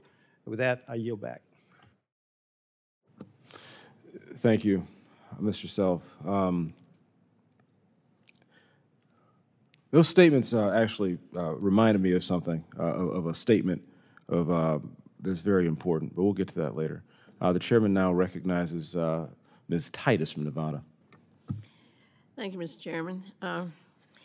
Before I ask your question, Secretary Bass, I want to mention that in your opening remarks, you said something about the Overseas Comparability Pay Authority and the fact that this mission critical authorization, which has great national security authorization, is about to expire. I completely agree with you. We need to continue this. If we let it lapse, State Department, the Foreign Service officers are going to face up to 22% cut, and that will certainly hinder our ability to recruit and retain these professionals. So I want you to know that I'm leading a letter to Speaker Johnson about this issue and urging him to include it in the CR so we can be sure that we continue to operate effectively. And I would invite any of my colleagues to sign on to that letter who might be interested in protecting our national interest. Another, related to this, another thing that presents a challenge for us in Africa is the diplomatic presence there on the continent. There are currently 6 U.S. missions, I know I'm not telling you anything, but in Africa that do not have a Senate-confirmed ambassador. Eswatini, Lesotho, Libya, Malawi, Mauritania, and Sudan. And Sudan we've already heard about in the throes of one of the worst humanitarian crises out there. Now, except for Sudan, which the position has just been recently vacated, there are nominees for these positions, 5 nominees. But Republican senators have put sweeping blocks on these nominees for various political, I don't know what kind of reasons. So I wonder if you would address this and comment on how our lack of ambassadors in those countries affects our diplomatic relations, not only with those countries, but with surrounding parts of the continent. What it says to people that we don't even care enough to send an ambassador, or that our level of involvement is inadequate, or certainly not what we see in other parts of the world. Well, Congresswoman, thank you very much, particularly for your advocacy for sustaining OCP, which will be an essential part of our ability to be effective on the continent in the immediate future. With regard to confirmed ambassadors, it undercuts our ability to be as effective as we need to be when we do not have confirmed ambassadors in the field. Countries draw conclusions from that. We have a number of countries that think that we're signaling to them that they're not important to the United States. We have countries that are very protocol conscious that won't see our charge to discuss critical issues, and that undercuts our ability to carry the effort forward. And whenever we have an ambassador absent, in most cases it pulls everybody else in that embassy out of position because you've got a series of people in acting roles to ladder up to that principal role. And I can assure you, when the PRC changes ambassadors, there is not a lengthy gap. The other area where this really concerns me as a career professional is we're starting to see some of our really talented, capable officers who should be competing to be ambassadors stepping away from it because they don't want to or can't afford to put their lives in limbo for an indefinite period of time, sometimes going up to 2 years or longer, wondering if they're going to have that opportunity. Well, wouldn't this be a first step to at least fill these positions if we want to strengthen our hand against China, Russia there on the continent? It would certainly reduce the unforced errors, if you will, if we could make sure all of our missions were led by confirmed ambassadors. Thank you. Just briefly, could you talk about how the Global Fragility Act is playing out on the continent and how that's helping us get at promoting democratic institutions against the face of violence? So happy to. Briefly, it has enabled us to organize and think differently about how we address some of these challenges that transcend geographic geographic boundaries between countries. Particularly effective in helping us think about a broader strategy for coastal West Africa as we're dealing with the instability that is emanating out of the Sahel right now, for example. Thank you very much, Mr. Thank you, Ms. Titus. The chairman now recognizes my good friend from West Michigan, Mr. Huizinga. Hey, thank you, Mr. Chairman. And while we're on West Michigan, I want to, here's the connection in. I want to talk about Sudan. Those two might seem like a disconnect, but in my time in Congress, I have a caseworker who has done a tremendous amount of work with Sudanese refugees and the Sudan crisis, and has brought a number of those refugees into West Michigan. That's why I think you are hearing such broad consensus and disappointment in what has been the response or lack thereof of what is going on in Sudan. Again, I won't belabor points that have been repeated here, but just underscore again, there is a perception from many of us that this is a failed diplomatic resolution or lack of prioritization of a diplomatic resolution, I should say. And please go back and emphasize this to your superiors and to the folks that you work with, that we need answers up here on the Hill. I'm going to transition to China and talk a little bit about what's been happening there. Obviously, China's roles in destabilizing our foothold in places like Djibouti. They have a base 6 miles from Camp Lemonnier, and it's the only permanent base we have in Africa, I believe. And PRC is a permanent naval presence and exclusive rights to that territory.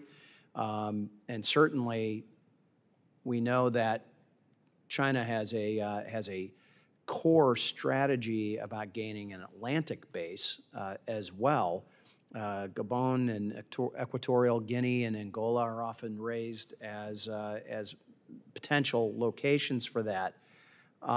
I would like to know, what is the diplomatic message that the department has been giving to these Atlantic coast countries to dissuade them from allowing a PRC base? And are we offering them anything instead? I mean, there's reports of, well, we know obviously China has put, I believe, somewhere around $50 billion as a target of what they want to invest into Africa over the next 3 years alone. So tell me what the State Department is doing in communication with those countries and discouraging them. What are we offering them instead? And hopefully I'll have a quick question after that. Sure. Thanks for the opportunity to talk about this critical issue. We're doing a range of things. First and foremost, we've got active diplomatic engagement with all the countries along the Atlantic coast to underscore to them the perils of either affirmatively or perhaps passively slipping into an arrangement where the PRC is able to establish a naval base. And the PRC base in Djibouti is exhibit A, B, and C of the perils of doing that. The Djiboutian government doesn't have any access to that base, doesn't know what's going on in that. Even though it's their sovereign territory. Exactly. And so that, I think, part of the reason you haven't seen a PRC success in the Atlantic Basin is precisely because African countries are paying attention to what is happening in Djibouti. And are we specifically underscoring that for them? Absolutely. We know about their base in Peru, in South America, and the footholds that they may be trying to get to hem in on the Pacific side, and seeing this happen on the Atlantic side. I mean, that is just an expansionist action that has got to raise red flags, I would hope. Absolutely. And we are warning them, we're cautioning them, but we're also in dialogues with a number of these governments to understand, okay, what is it that you're concerned about that would prompt you to think about this, and how can we try to address that and work in partnership with you? So we're improving a number of the basin countries' ability to deal with their own maritime security so they can take care of these issues themselves. And real quickly in these last seconds, what are they saying to you? What are their concerns that are even allowing them to have these conversations? In many cases, they're concerned about their ability to understand what's happening in their territorial waters, in their exclusive economic zones. They're concerned in some cases about what their neighbors might be doing, about piracy. So we have a range of capacity building programs underway to address those, and would be happy to follow up with you and get you more detail. Appreciate it. My time's expired. I yield back. Thank you, Mr. Huizinga. The chairman now recognizing Ms. Jacobs from California. Thank you, Mr. Chairman, and thank you for your partnership in leading the subcommittee on Africa for this body. Undersecretary Bass, thank you for testifying. It's been really great to hear us spend so much of this time talking about Africa, an issue that doesn't often get the attention it deserves here in Congress. I'm first going to talk about the Global Fragility Act. I know you've had a few questions on that already, and I just want to build on what some of my colleagues have already asked. In particular, it's been mentioned already that the Sahel has seen an increase in violent extremism despite 20 years of U.S. investment. And I think the Global Fragility Act was really designed to apply lessons learned from previous conflicts like the Sahel, to make sure that we're learning what didn't work so that we can do things differently. And, one of the things I think was the most important lesson there is the need for an integrated response with the State Department in the lead, because at the end of the day, these conflicts require political solutions, not just military or security solutions, and frankly, not just foreign assistance programming, right? These are political problems that require political solutions. So as the manager of the regional bureaus, the folks who do the day-to-day diplomacy, how are you and the department doing diplomacy differently and pushing for political solutions pursuant to the GFA? Well, thank you, Congresswoman, for your championing of GFA and effective implementation. We're approaching it differently in terms of thinking more holistically about these conflicts and ensuring that we have the full range of expertise across the department at the table on a regular basis to proactively be working through dealing with these challenges. And I think, and I'll be the first to say, right, we're as equally dissatisfied with where we are in Sudan as members of the committee.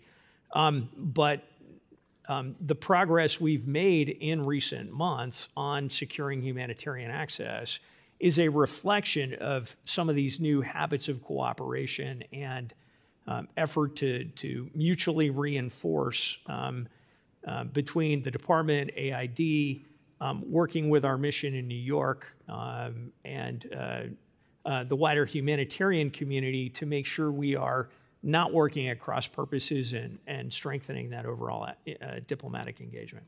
That's great, and I'll continue making sure we're doing everything we can to support you in that.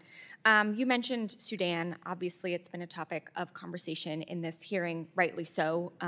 The largest displacement crisis in the world, the largest hunger crisis in the world, and something that doesn't get enough attention.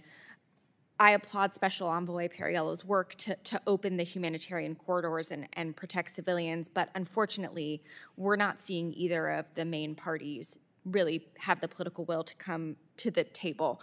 I know you've already mentioned a little bit about outside actors here, but I guess I want to ask you a little bit more specifically.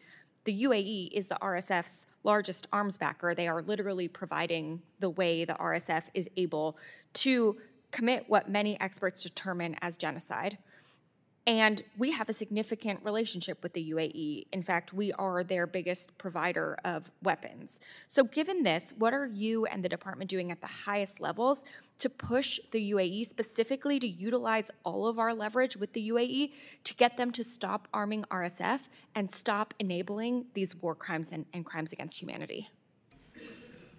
So, Congresswoman, we're engaged in intensive near daily dialogue with the government of the UAE and with a number of the other countries that are fueling the conflict to underscore the perils associated with continuing to prolong this conflict through enabling the parties to continue to go at it. We, as I noted earlier, have already designated some entities resident in the UAE. I think that got their attention in a helpful way. And we have seen them playing a quite constructive role in recent months, particularly to get us as far as we did last month. Now, that was necessary but wildly insufficient, and we're going to stay at it and try to use to the best of our ability, the leverage we have, the influence we have, to persuade them to get the RSF to the table for a constructive set of political negotiations. Well, thank you, and I urge you in the department to do even more on this front, because what we're seeing in Sudan right now is truly horrific. Mr. Chairman, I yield back. Mr. Chairman, what's today's date? I'm sorry, What's today's date, Mr. Chairman? September 11th. Okay. On April 19th, Chairman McCall, Ranking Member Meeks, Chairman Cardina, and Ranking Member Risch wrote a letter requiring the administration to determine whether or not to apply global Magnitsky sanctions against the RSF and specific individuals in the RSF. This is a requirement of law, Mr. Chairman, to respond within 120 days. 120 days from April 19th is August 17th. There's no response. Those responsible are breaking the law. And we'll do everything we can to hold them accountable here so that we can hold those who are funding the RSF and the SAF accountable there. The chair now recognizes Mr. Hill from Arkansas. I thank the chairman, Mr. Secretary. Thank you for taking time to be with us today. I'm just back a few weeks ago from a visit to West Africa on behalf of the House Intelligence Committee to Cameroon, Ghana, and Nigeria. We also had an extensive visit with ECOWAS, and the security situation in West Africa is severely deteriorating. I know you've addressed that today. I just want to add my concern that I'm not sure what American strategy is in Africa, and so we really appreciate you coming and helping members clarify that. It's of deep concern in a great power conflict that a continent as large, as important, and significant as Africa is. Members of Congress say it's uncertain, what America's strategy there, and I would say the same for our European colleagues. So thanks for your being with us today. When I was in Nigeria, we had excellent meetings at the Lake Chad Basin area in Cameroon. We visited our forward operating facilities and talked extensively about Lake Chad, and clearly the fact that we don't have ISR resources in the region is of concern to our partner countries there. But also, when I was in Abuja, I had the opportunity to go out to Kuje prison and visit with an American that has been wrongfully detained by the Nigerian government, Tigran Gambaryan. Tigran was lured, in my view, to Nigeria in February under false pretenses and then wrongfully arrested and detained by the top officials in Nigeria because the Nigerians have a conflict with the company Binance. And of course, America has had issues with Binance, and we have essentially a deferred prosecution arrangement with that company ourselves. But Tigran was a compliance officer with them. He's not at the top echelons of Binance.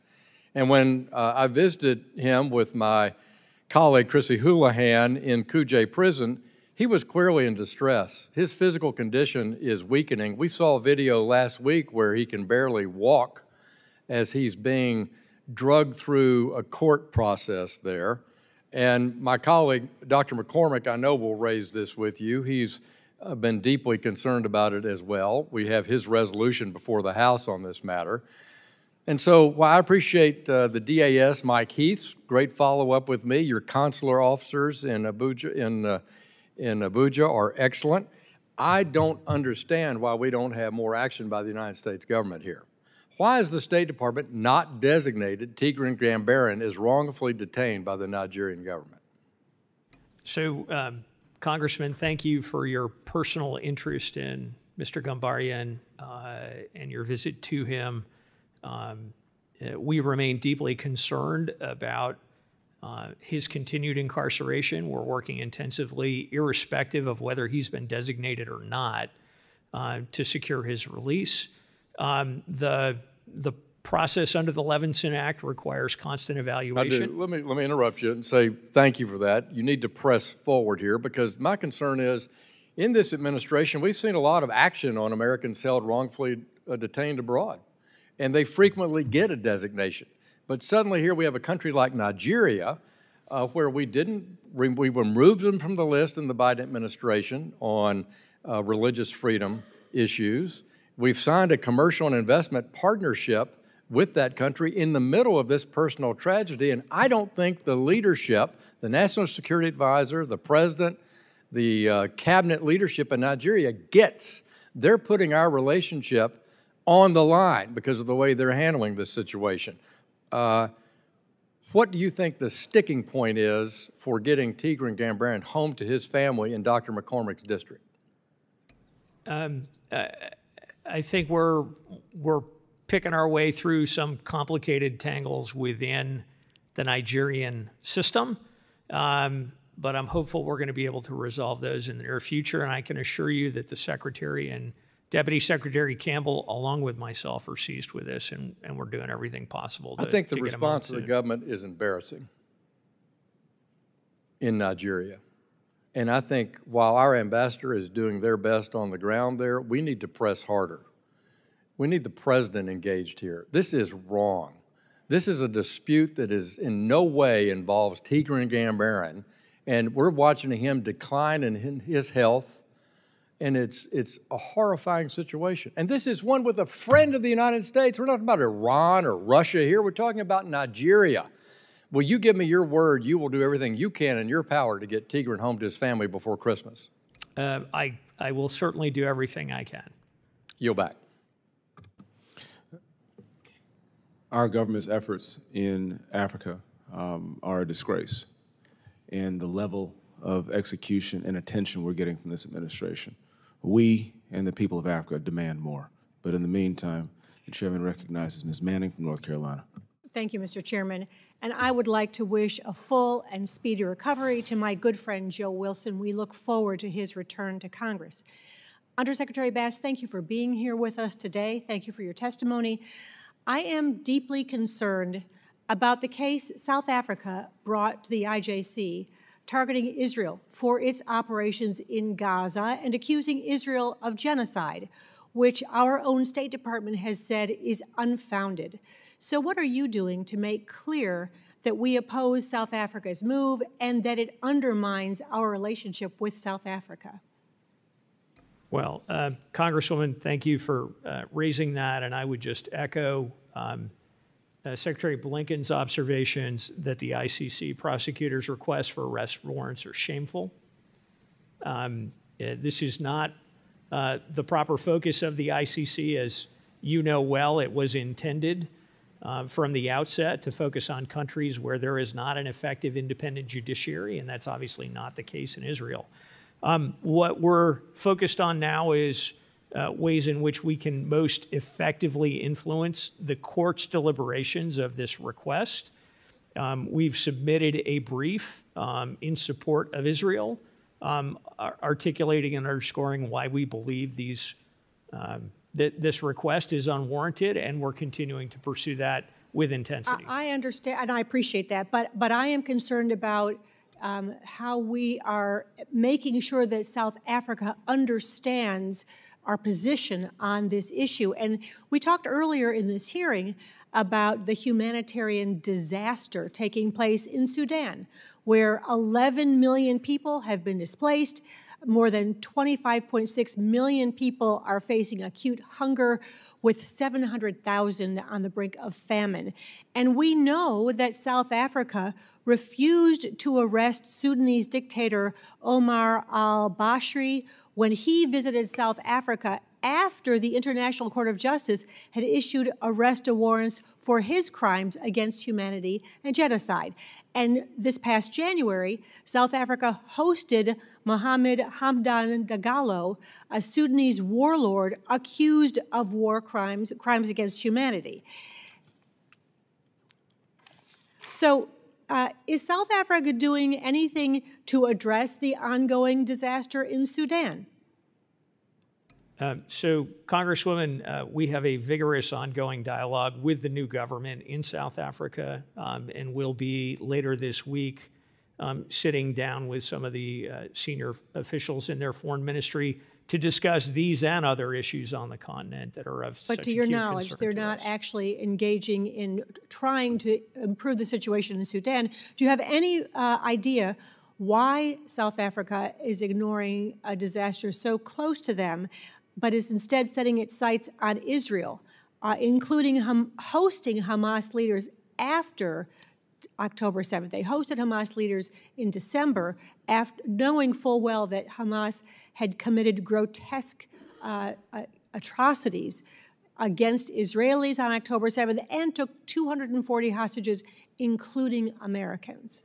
Well, certainly have not agreed with South Africa's position on the conflict at any point in time, and we've made that clear to them, and we continue to vigorously engage them to try to change their views and position. Thank you. When I was in South Africa earlier this year, we heard repeatedly about the level of government corruption that has become normalized.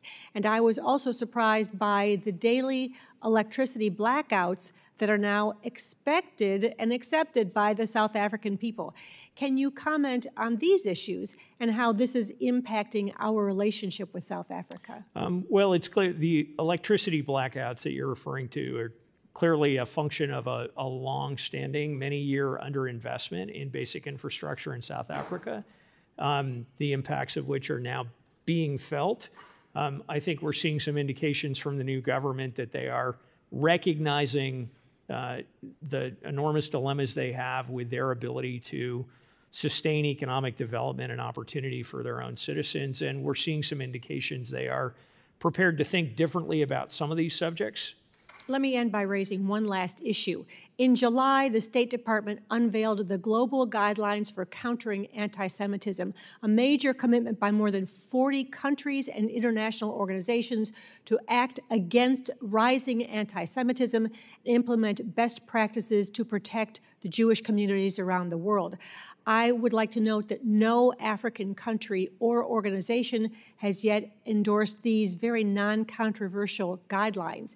And as Acting Undersecretary for Political Affairs, will you commit to making sure that chiefs of mission across the regional bureaus are aware of this and actively engage in advancing these guidelines to our partner countries in Africa? Yes, and we're continuing to work closely with Ambassador Lipstadt in building off of the very strong foundation of the initial commitments. Thank you very much, and I yield back. The gentlelady yields back. The gentleman from Indiana, Mr. Baird, is recognized for 5 minutes. Thank you, Mr. Chairman, and I want to thank my colleague, Mr. McCormick, for allowing me to have this spot. Appreciate you very much. You know, agriculture and food products accounted for the third largest non-energy sector for AGOA, which is African Growth and Opportunity Act, exports in 2023, and they were valued at $732 million. The Southern African market especially presents an opportunity to augment and not directly compete with the domestic agricultural produce because the Southern Hemisphere's different harvest times. I have heard examples of AGOA-eligible agricultural products being stymied because of long APHIS commodity import approval process for agricultural products to enter the United States. So, Mr. Undersecretary, we appreciate you being here, and I want to know, how does the department engage in various interagency approval processes for these applications that deal with foreign policy interests, and how swiftly that we can take care of those and make sure that they're not mired in bureaucracy? Congressman, thank you for bringing that to my attention. We have an ongoing interagency process that looks at a range of trade issues, including agricultural trade. I know we've got, in many different instances over the years, challenges with different inspection regimes. And we work closely with APHIS and our colleagues at USDA to make sure their notable desire to make sure any product coming into the U.S. is safe for American consumers, that we're applying a common sense standard to that approach. Well, you know, I certainly agree with making sure that it's safe because I understand some of the diseases and so on that we have in foreign countries. We don't want them to come here. But I've also been to Africa a couple of times in the last year, and I think trade is an extremely important part of developing a good relationship. So I would just add my thoughts there and appreciate any efforts you can do to enhance that process. Thank you. I yield back. The gentleman yields back. The gentleman from Texas, Mr. Castro, is recognized for 5 minutes. Thank you. Undersecretary Bass, the State Department's Mineral Security Partnership, or MSP, is an important effort to coordinate how critical minerals are extracted and used. So far, there's been significant interest in Latin America to join the MSP. While Latin America is certainly a significant producer of these minerals, countries in Africa, by many accounts, hold some of the largest reserves in the world, mostly being extracted and processed by PRC companies, as you know.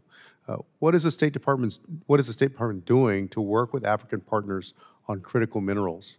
And have any African nations joined the MSP? And what is the department doing to bring them on board? So, Congressman, thank you for that continued focus on critical minerals. My colleague, Undersecretary Fernandez, has been engaged intensively in developing the Mineral Security Partnership and engaging individual governments to solicit their interest. I know he's been on the continent a couple of times recently and is making good progress in that regard.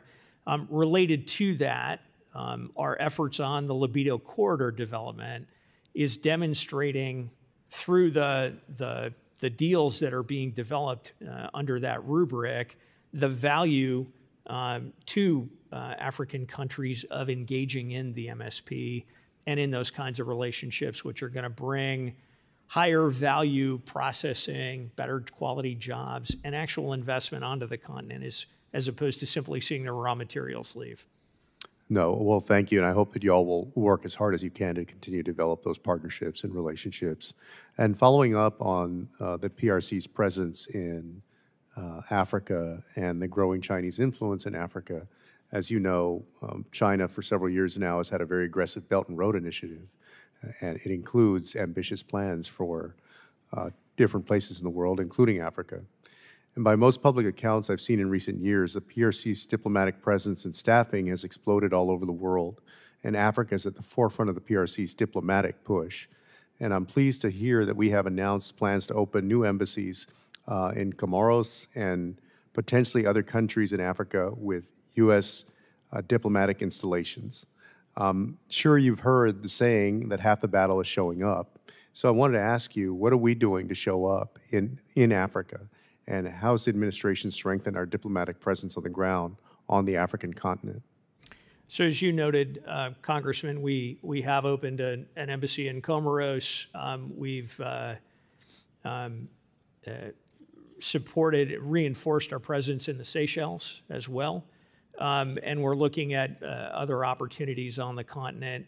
We're also focused on ensuring, to the best of our ability, with the workforce we have, with the resources we have available to us, that our embassies in Africa are fully staffed. We got a ways to go there because we have a worldwide shortage, if you will, in terms of people relative to the positions we have. But importantly, we're making sure that the people we have on the ground, to the best of our ability, have the tools, to your point, showing up. We want to make sure that through our exchange programs in particular, and through our support for chambers of commerce and other parts of American society, we've got a much wider range of the United States present in these countries, engaging them on issues that are of interest to those people and those societies. Wonderful. And where are we opening this embassy? And are there additional countries where the United States is establishing a new diplomatic presence? So we're in the process of evaluating, again, depending on what the budget looks like for FY25, where we can potentially open some additional small embassies to make sure we've got a persistent presence. Thank you. I yield back. The gentleman yields back. The gentleman from Pennsylvania, Mr. Perry, is now recognized for 5 minutes. Thank you, Mr. Chairman. Mr. Secretary, thanks for being here. I'm going to turn our attention, or your attention, to Somalia. As you know, we have U.S. troops there, and there are other actors, Turkey, UAE, Egypt, playing a role right now. Somalia just received lethal aid from Egypt, and I'm wondering, now that al-Shabaab and the Houthis are coordinating more closely, assuming that Iran has a stake in that as well, with what's happening in the Red Sea and commercial traffic being rerouted, what's your honest assessment, let's say, of the next 6 months in Somalia? I think in the next 6 months, we're going to continue to see al-Shabaab putting pressure on government forces. We haven't as yet seen a qualitative improvement in their capabilities, but clearly in the government's capabilities or al-Shabaab? In al-Shabaab's capabilities. So I think you're going to continue to see tension. I think al-Shabaab's going to be looking for new opportunities as we transition from the current AU-centric ATMIS mission to the successor mission. They're going to look to see if that creates new opportunities for them.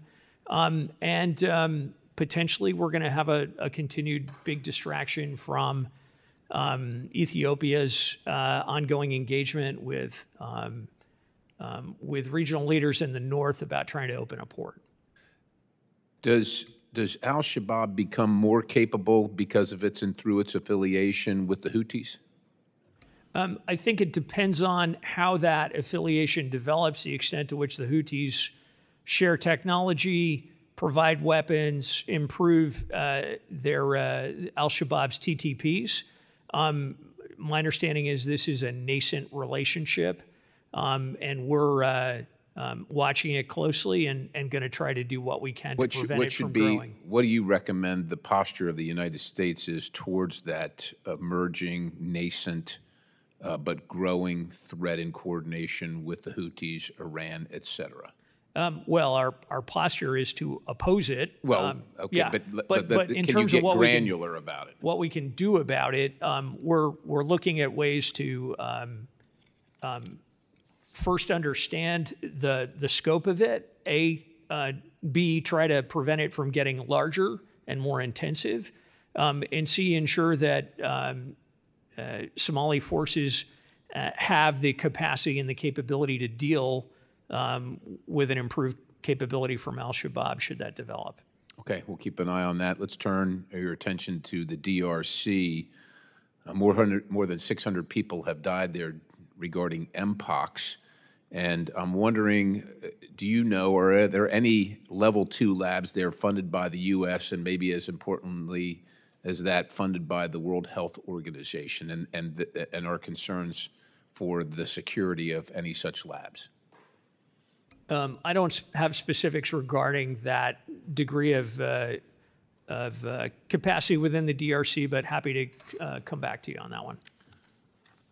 You don't have the information regarding the labs or where they were funded or if they exist, or what? Can you be specific about that? Sure. I don't have with me the precise details about the laboratories that exist in the DRC at what level and okay, who they're funded by. You then make a commitment to inform the committee of that information, and then just, you know, based on the pandemic that originated in the Wuhan Institute of Virology and the World Health Organization's involvement and mishandling of that to very grave effect around the world, what is the department doing in interacting with the World Health Organization regarding the DRC and the Mpox outbreak?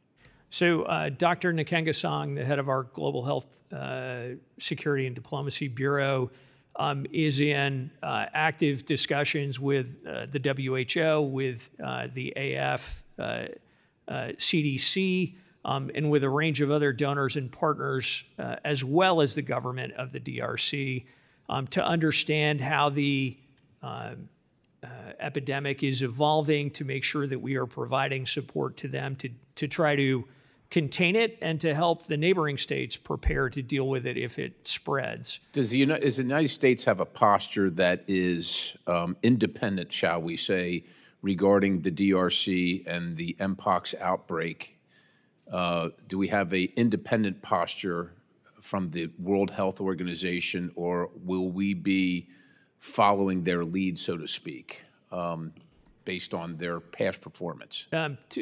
Congressman, to the best of my understanding, we are taking our lead first and foremost from the DRC government officials in terms of what they need. We are sharing information with the WHO and AFCDC in terms of what they're hearing, in part to ensure, along with other donors, that we're not overlapping in terms of a response, and we're trying to be as effective as possible with our contributions. The gentleman's time has expired.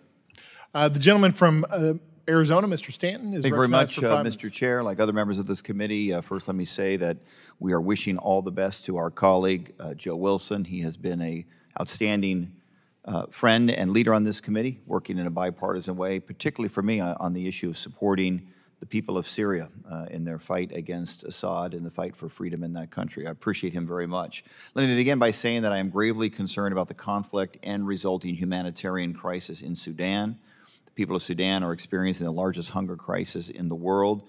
The first official famine declared since 2017. More than 25 million people are displaced, the largest displacement crisis in the world.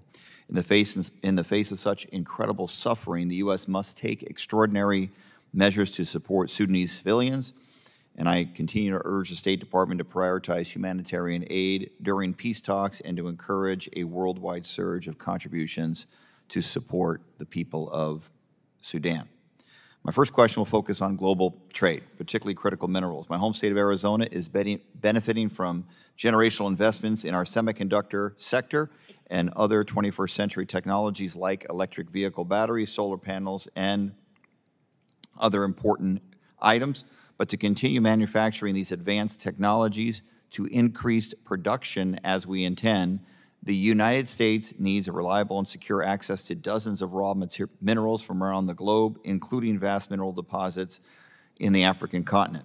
However, the world supply of raw minerals is increasingly controlled by China. For example, more than 70% of the Democratic Republic of Congo's cobalt and copper mines, one of the largest deposits on Earth, are owned by the People's Republic of China and PRC-linked firms with well-documented histories of awful labor and environmental practices.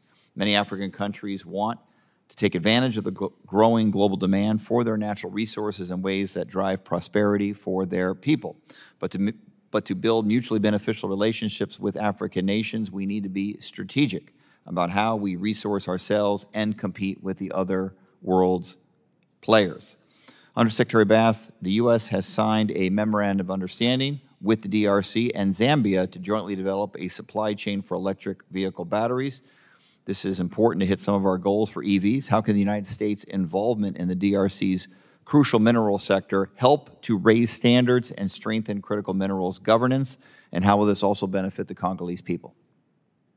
Well, thank you, Congressman. The whole underlying principle under the PGI initiative is to provide highest quality, not just investment, but highest quality opportunities for the countries in which we are making those investments. In stark contrast to how, as you noted, the PRC approaches these issues, and the Libido Corridor and the mineral developments you're talking about, we believe are providing a compelling alternative that is resonating with the governments of all three countries, and frankly, with a number of governments of countries in the surrounding region who are seeing the alternative and want to be a part of it in the future. Well, let me ask you a question about PEPFAR. I know that's been discussed by our leadership of the committee as well as through questions, but it is a plan or a program worth talking about. One of the most successful foreign policy programs in American history, led by former President Bush. It has saved the lives of more than 25 million people, and PEPFAR, support for PEPFAR has always been and must be bipartisan. But right now, the program is due to expire in the spring, and I want you to talk about that, Undersecretary Bass. What do we stand to lose in terms of public health outcomes in Africa if PEPFAR is not reauthorized on time? So, Congressman, we will set back a generation of efforts to continue improving the capacity of these societies to deal with HIV/AIDS, but also with a wider range of infectious diseases. A key piece of PEPFAR has been building out the capacity of public health institutions, educational networks, and non-governmental organizations in many of these societies. And in the absence of this organizing program, inevitably we will see reductions in capacity and effectiveness. The United States invests more in global health in Africa at a magnitude unmatched by any other donor country. I hope that continues. It needs to continue. And I'll ask for a question, but you probably answer offline because I'm running out of time. But how do our African partner countries view these U.S. investments? We want to make sure that we invest the right way and that our partners in Africa understand the level of those investments, how important it is. So we'll get a question offline. Thank you. Answer offline. Thank you. The gentleman's time has expired. The gentleman from Georgia, Mr. McCormick, is recognized for 5 minutes. Thank you, Mr. Chair. First of all, I'd like to recognize, just like everybody else, our thoughts and prayers are with Joe Wilson, one of my favorite congressmen, one of the most gregarious people you'll ever meet in your life. Africa, near and dear to my heart. Spent a couple tours over there. Spent a lot of time off the coast of Somalia, in Kenya, Nigeria, in Tanzania, both as a Marine and also as a civilian climbing Kilimanjaro. It's an area of interest. It's got more strife, more immigration problems, more terrorism, more starvation, more migration, all kinds of things that are happening over there that are of dire consequence. General Langley, a Marine who's the SINC commander of that area, AFRICOM, is a personal friend and somebody I am in regular contact with. All that said, none of that matters when it comes to a certain citizen that's already been brought up today, Tigran.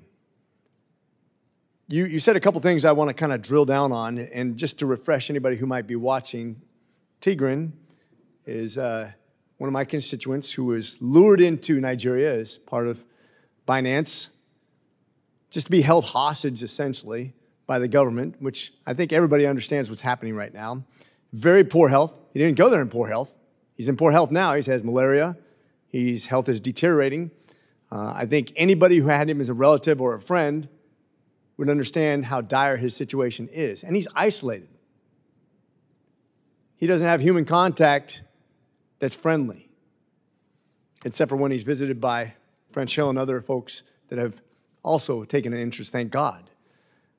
With all that said, you said a couple things, and I want to frame the conversation. First of all, Mr. Gambarian is a former law enforcement colleague who wrote attesting to his character and integrity, and I, along with several of my colleagues and the chairman, sent a letter asking for his case to be transferred to the Special Envoy for Hostage Affairs. Now, is this possible, by the way? Is it a possibility that he could be transferred to the Special Envoy for Hostage Affairs? Is it possible? It's possible under the law if we conclude that on evaluating the evidence that he is designated as wrongfully detained. But I can assure you that even in the absence of that designation, we have been working intensively to secure his release. Is it possible that the president cut a deal like he's done for so many other unfairly and sometimes questionably detained Americans? Is it possible? I can't speak for the president. What I would tell you is in the case of all Americans who are incarcerated for the wrong reasons, for a lack of reason overseas, we work intensively to find a way to get them home, even if they're not designated as wrongful detainees. Okay. What evidence are you lacking to make that critical decision? Let me circle back to you if I may. I'm not, today, I don't have the details precisely on what our lawyers have assessed might be lacking. I'm not sure that there is something lacking. I think there's something lacking. I do think there's something lacking. It's called backbone. Because quite frankly, all the chips are on the table. All the evidence has been presented, and there is no case against a citizen of the United States of America, which I've seen the president go to bat for several of them. People who smoke dope, people who are accused of spying. None of this is true with Tigran. None of it. You specifically said you're concerned. I get it. But I don't believe when you say we've done everything that's possible. I don't believe that. I'm sorry, I don't believe it. Basically, anybody who's involved in this case does not believe that everything that you can do has been done. It just doesn't make sense. When you lay it out there, and that's why I asked you the specific question, what's possible and what's holding it up, it's not meeting in the middle. I expect more. When Paul was accused of something by his elders, he said, I appeal to Caesar. We are not worse than the Roman government. We are better. I appeal to the president on behalf of his citizen that he gets a fair treatment by the United States government that has an obligation to stand up for him. And I charge you with that, sir. Please get back to me with the details of what you're missing to give him that special consideration to get him the hell out of Nigeria. Thank you. Congressman, I commit to coming back to you personally. The gentleman yields back. The gentleman from California, Mr. Costa, is recognized for 5 minutes. Thank you very much, Mr. Chairman, and appreciate the committee's efforts here to focus on, as this committee hearing is titled, The Great Power Competition in Africa. I must say, disappointed that U.S. AID is not included in this hearing. They are a major donor of humanitarian aid in Africa. That includes food assistance, health care, support for refugees, and internally displaced persons. And when you talk about trying to utilize all the diplomatic tools in our diplomatic toolbox, it seems to me that when we talk about America using its resources in this great competition in Africa, as well as with our allies, that they should have been a part of this hearing. Having said that, let me a couple with limited time. Sudan, as Representative Meeks indicated, is a disaster at this point in time. I was there over a dozen years with a group of members of Congress. We were in Al-Fashir. We went down to Jubi. Sadly, things have gone from bad to worse.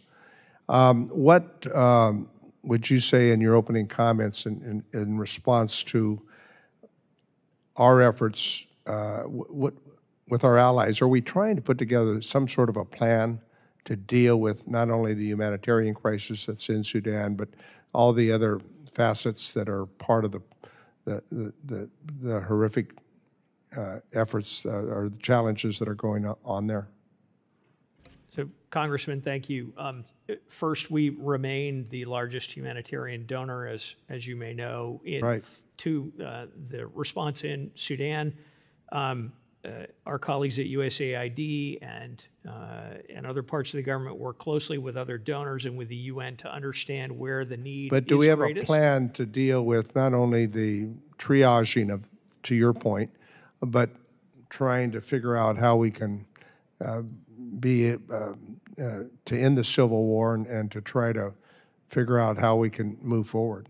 Yes, we're engaged in an intensive diplomatic effort now to build off of the agreement. Working not only with our allies, but with our African partners who are responsible in that area? Including the African Union chair and a number of the surrounding neighbors who have influence to some degree over the combatants. Well, this is critical. I'd like to know more about that, but let me move on. The Belt and Road Initiative that China is, and we know China's policy toward Africa is dominated by minerals and energy.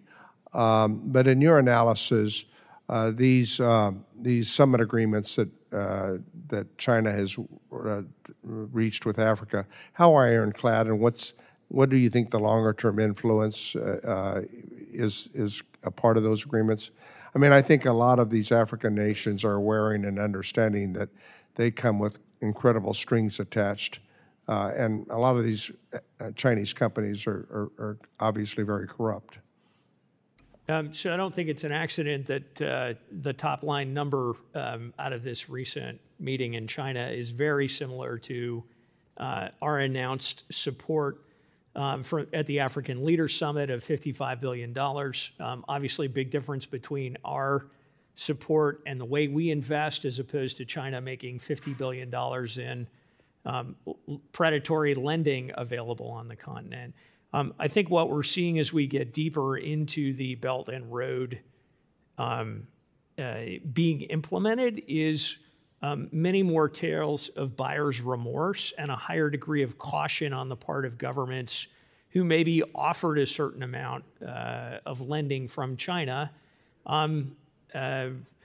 given the examples under which China is deeply resistant to changing loan terms or extending repayment terms, as we saw in Sri Lanka. Do you sense an imbalance taking place? Of course, France is one of our allies, but with France's changing participation and Russia's engagement, obviously Russia is an adversary of the United States, and they certainly will provoke as much havoc as they possibly can. How do you see that playing into the current challenges we face? It's a substantial challenge on the continent to the extent that Russia is opportunistic and predatory, and they're seeking largely to distract us from key security challenges elsewhere, and strip mine revenue to underwrite the regime back in Moscow. But it's not taking us off the core elements that we focus on the continent, and increasingly governments on the continent see that we offer a better deal. More to be discussed further, Mr. Chairman. My time's expired. Thank you very much. The gentleman yields back. The gentleman from New Jersey, Mr. Kane, is recognized for 5 minutes. Thank you, Mr. Chairman. And thank you to our witness for being here today. Undersecretary Bass, examples in northern Mozambique and in Syria have shown that Russian mercenaries are largely ineffective fighting forces, as well as being exploitative and having a complete disregard for human rights. What message is the Department communicating to our African partners who are considering deepening security ties with Russia, and how are we communicating the ineffectiveness of the Russian mercenaries? So, Congressman, thank you. You've said it much better than I could have. We, on a constant basis in countries that are particularly stressed with internal conflict, with challenges from terrorist organizations or violent extremists, are underscoring the peril of what might look like a great deal at the front end because it comes with no strings attached in terms of standards of accountability, adherence to the laws of armed conflict, but in reality comes with a lot of strings down the road. And importantly, we're indicating to them, look, don't just take our word for it. Talk to your colleagues, your fellow partners on the continent about their experiences. Okay. And one of Russia's most effective strategies to undercut U.S. influence is through carefully constructed misinformation campaigns aimed at catalyzing anti-U.S. and anti-Western sentiment throughout Africa. These campaigns provide a cheap way for the Kremlin to erode our interests and have proven especially successful in West Africa and in South Africa. I am concerned that too often the Department is focused on countering misinformation rather than engaging in a proactive information campaign to highlight the value that the U.S. brings to the continent. How is the Department prioritizing not just countering misinformation in a reactive way, but also creating a clear, proactive strategy to the information space? So we, in addition to the work we do on disinformation, we charge each of our embassies on the continent with having precisely that proactive, affirmative stance tailored to their society to demonstrate, is it formal media, is it social media, is it in-person engagements that is going to get the greatest impact? And we're trying to use, to the best of our ability, all of the tools available to us. Public diplomacy sections are often the most understaffed in embassies around the continent. Recognizing the importance of PD officers to create effective, localized media campaigns, what is the department doing to incentivize and attract qualified individuals to these roles? So we're continuing to balance our global responsibilities to staff our embassies with some of the acute needs on the continent.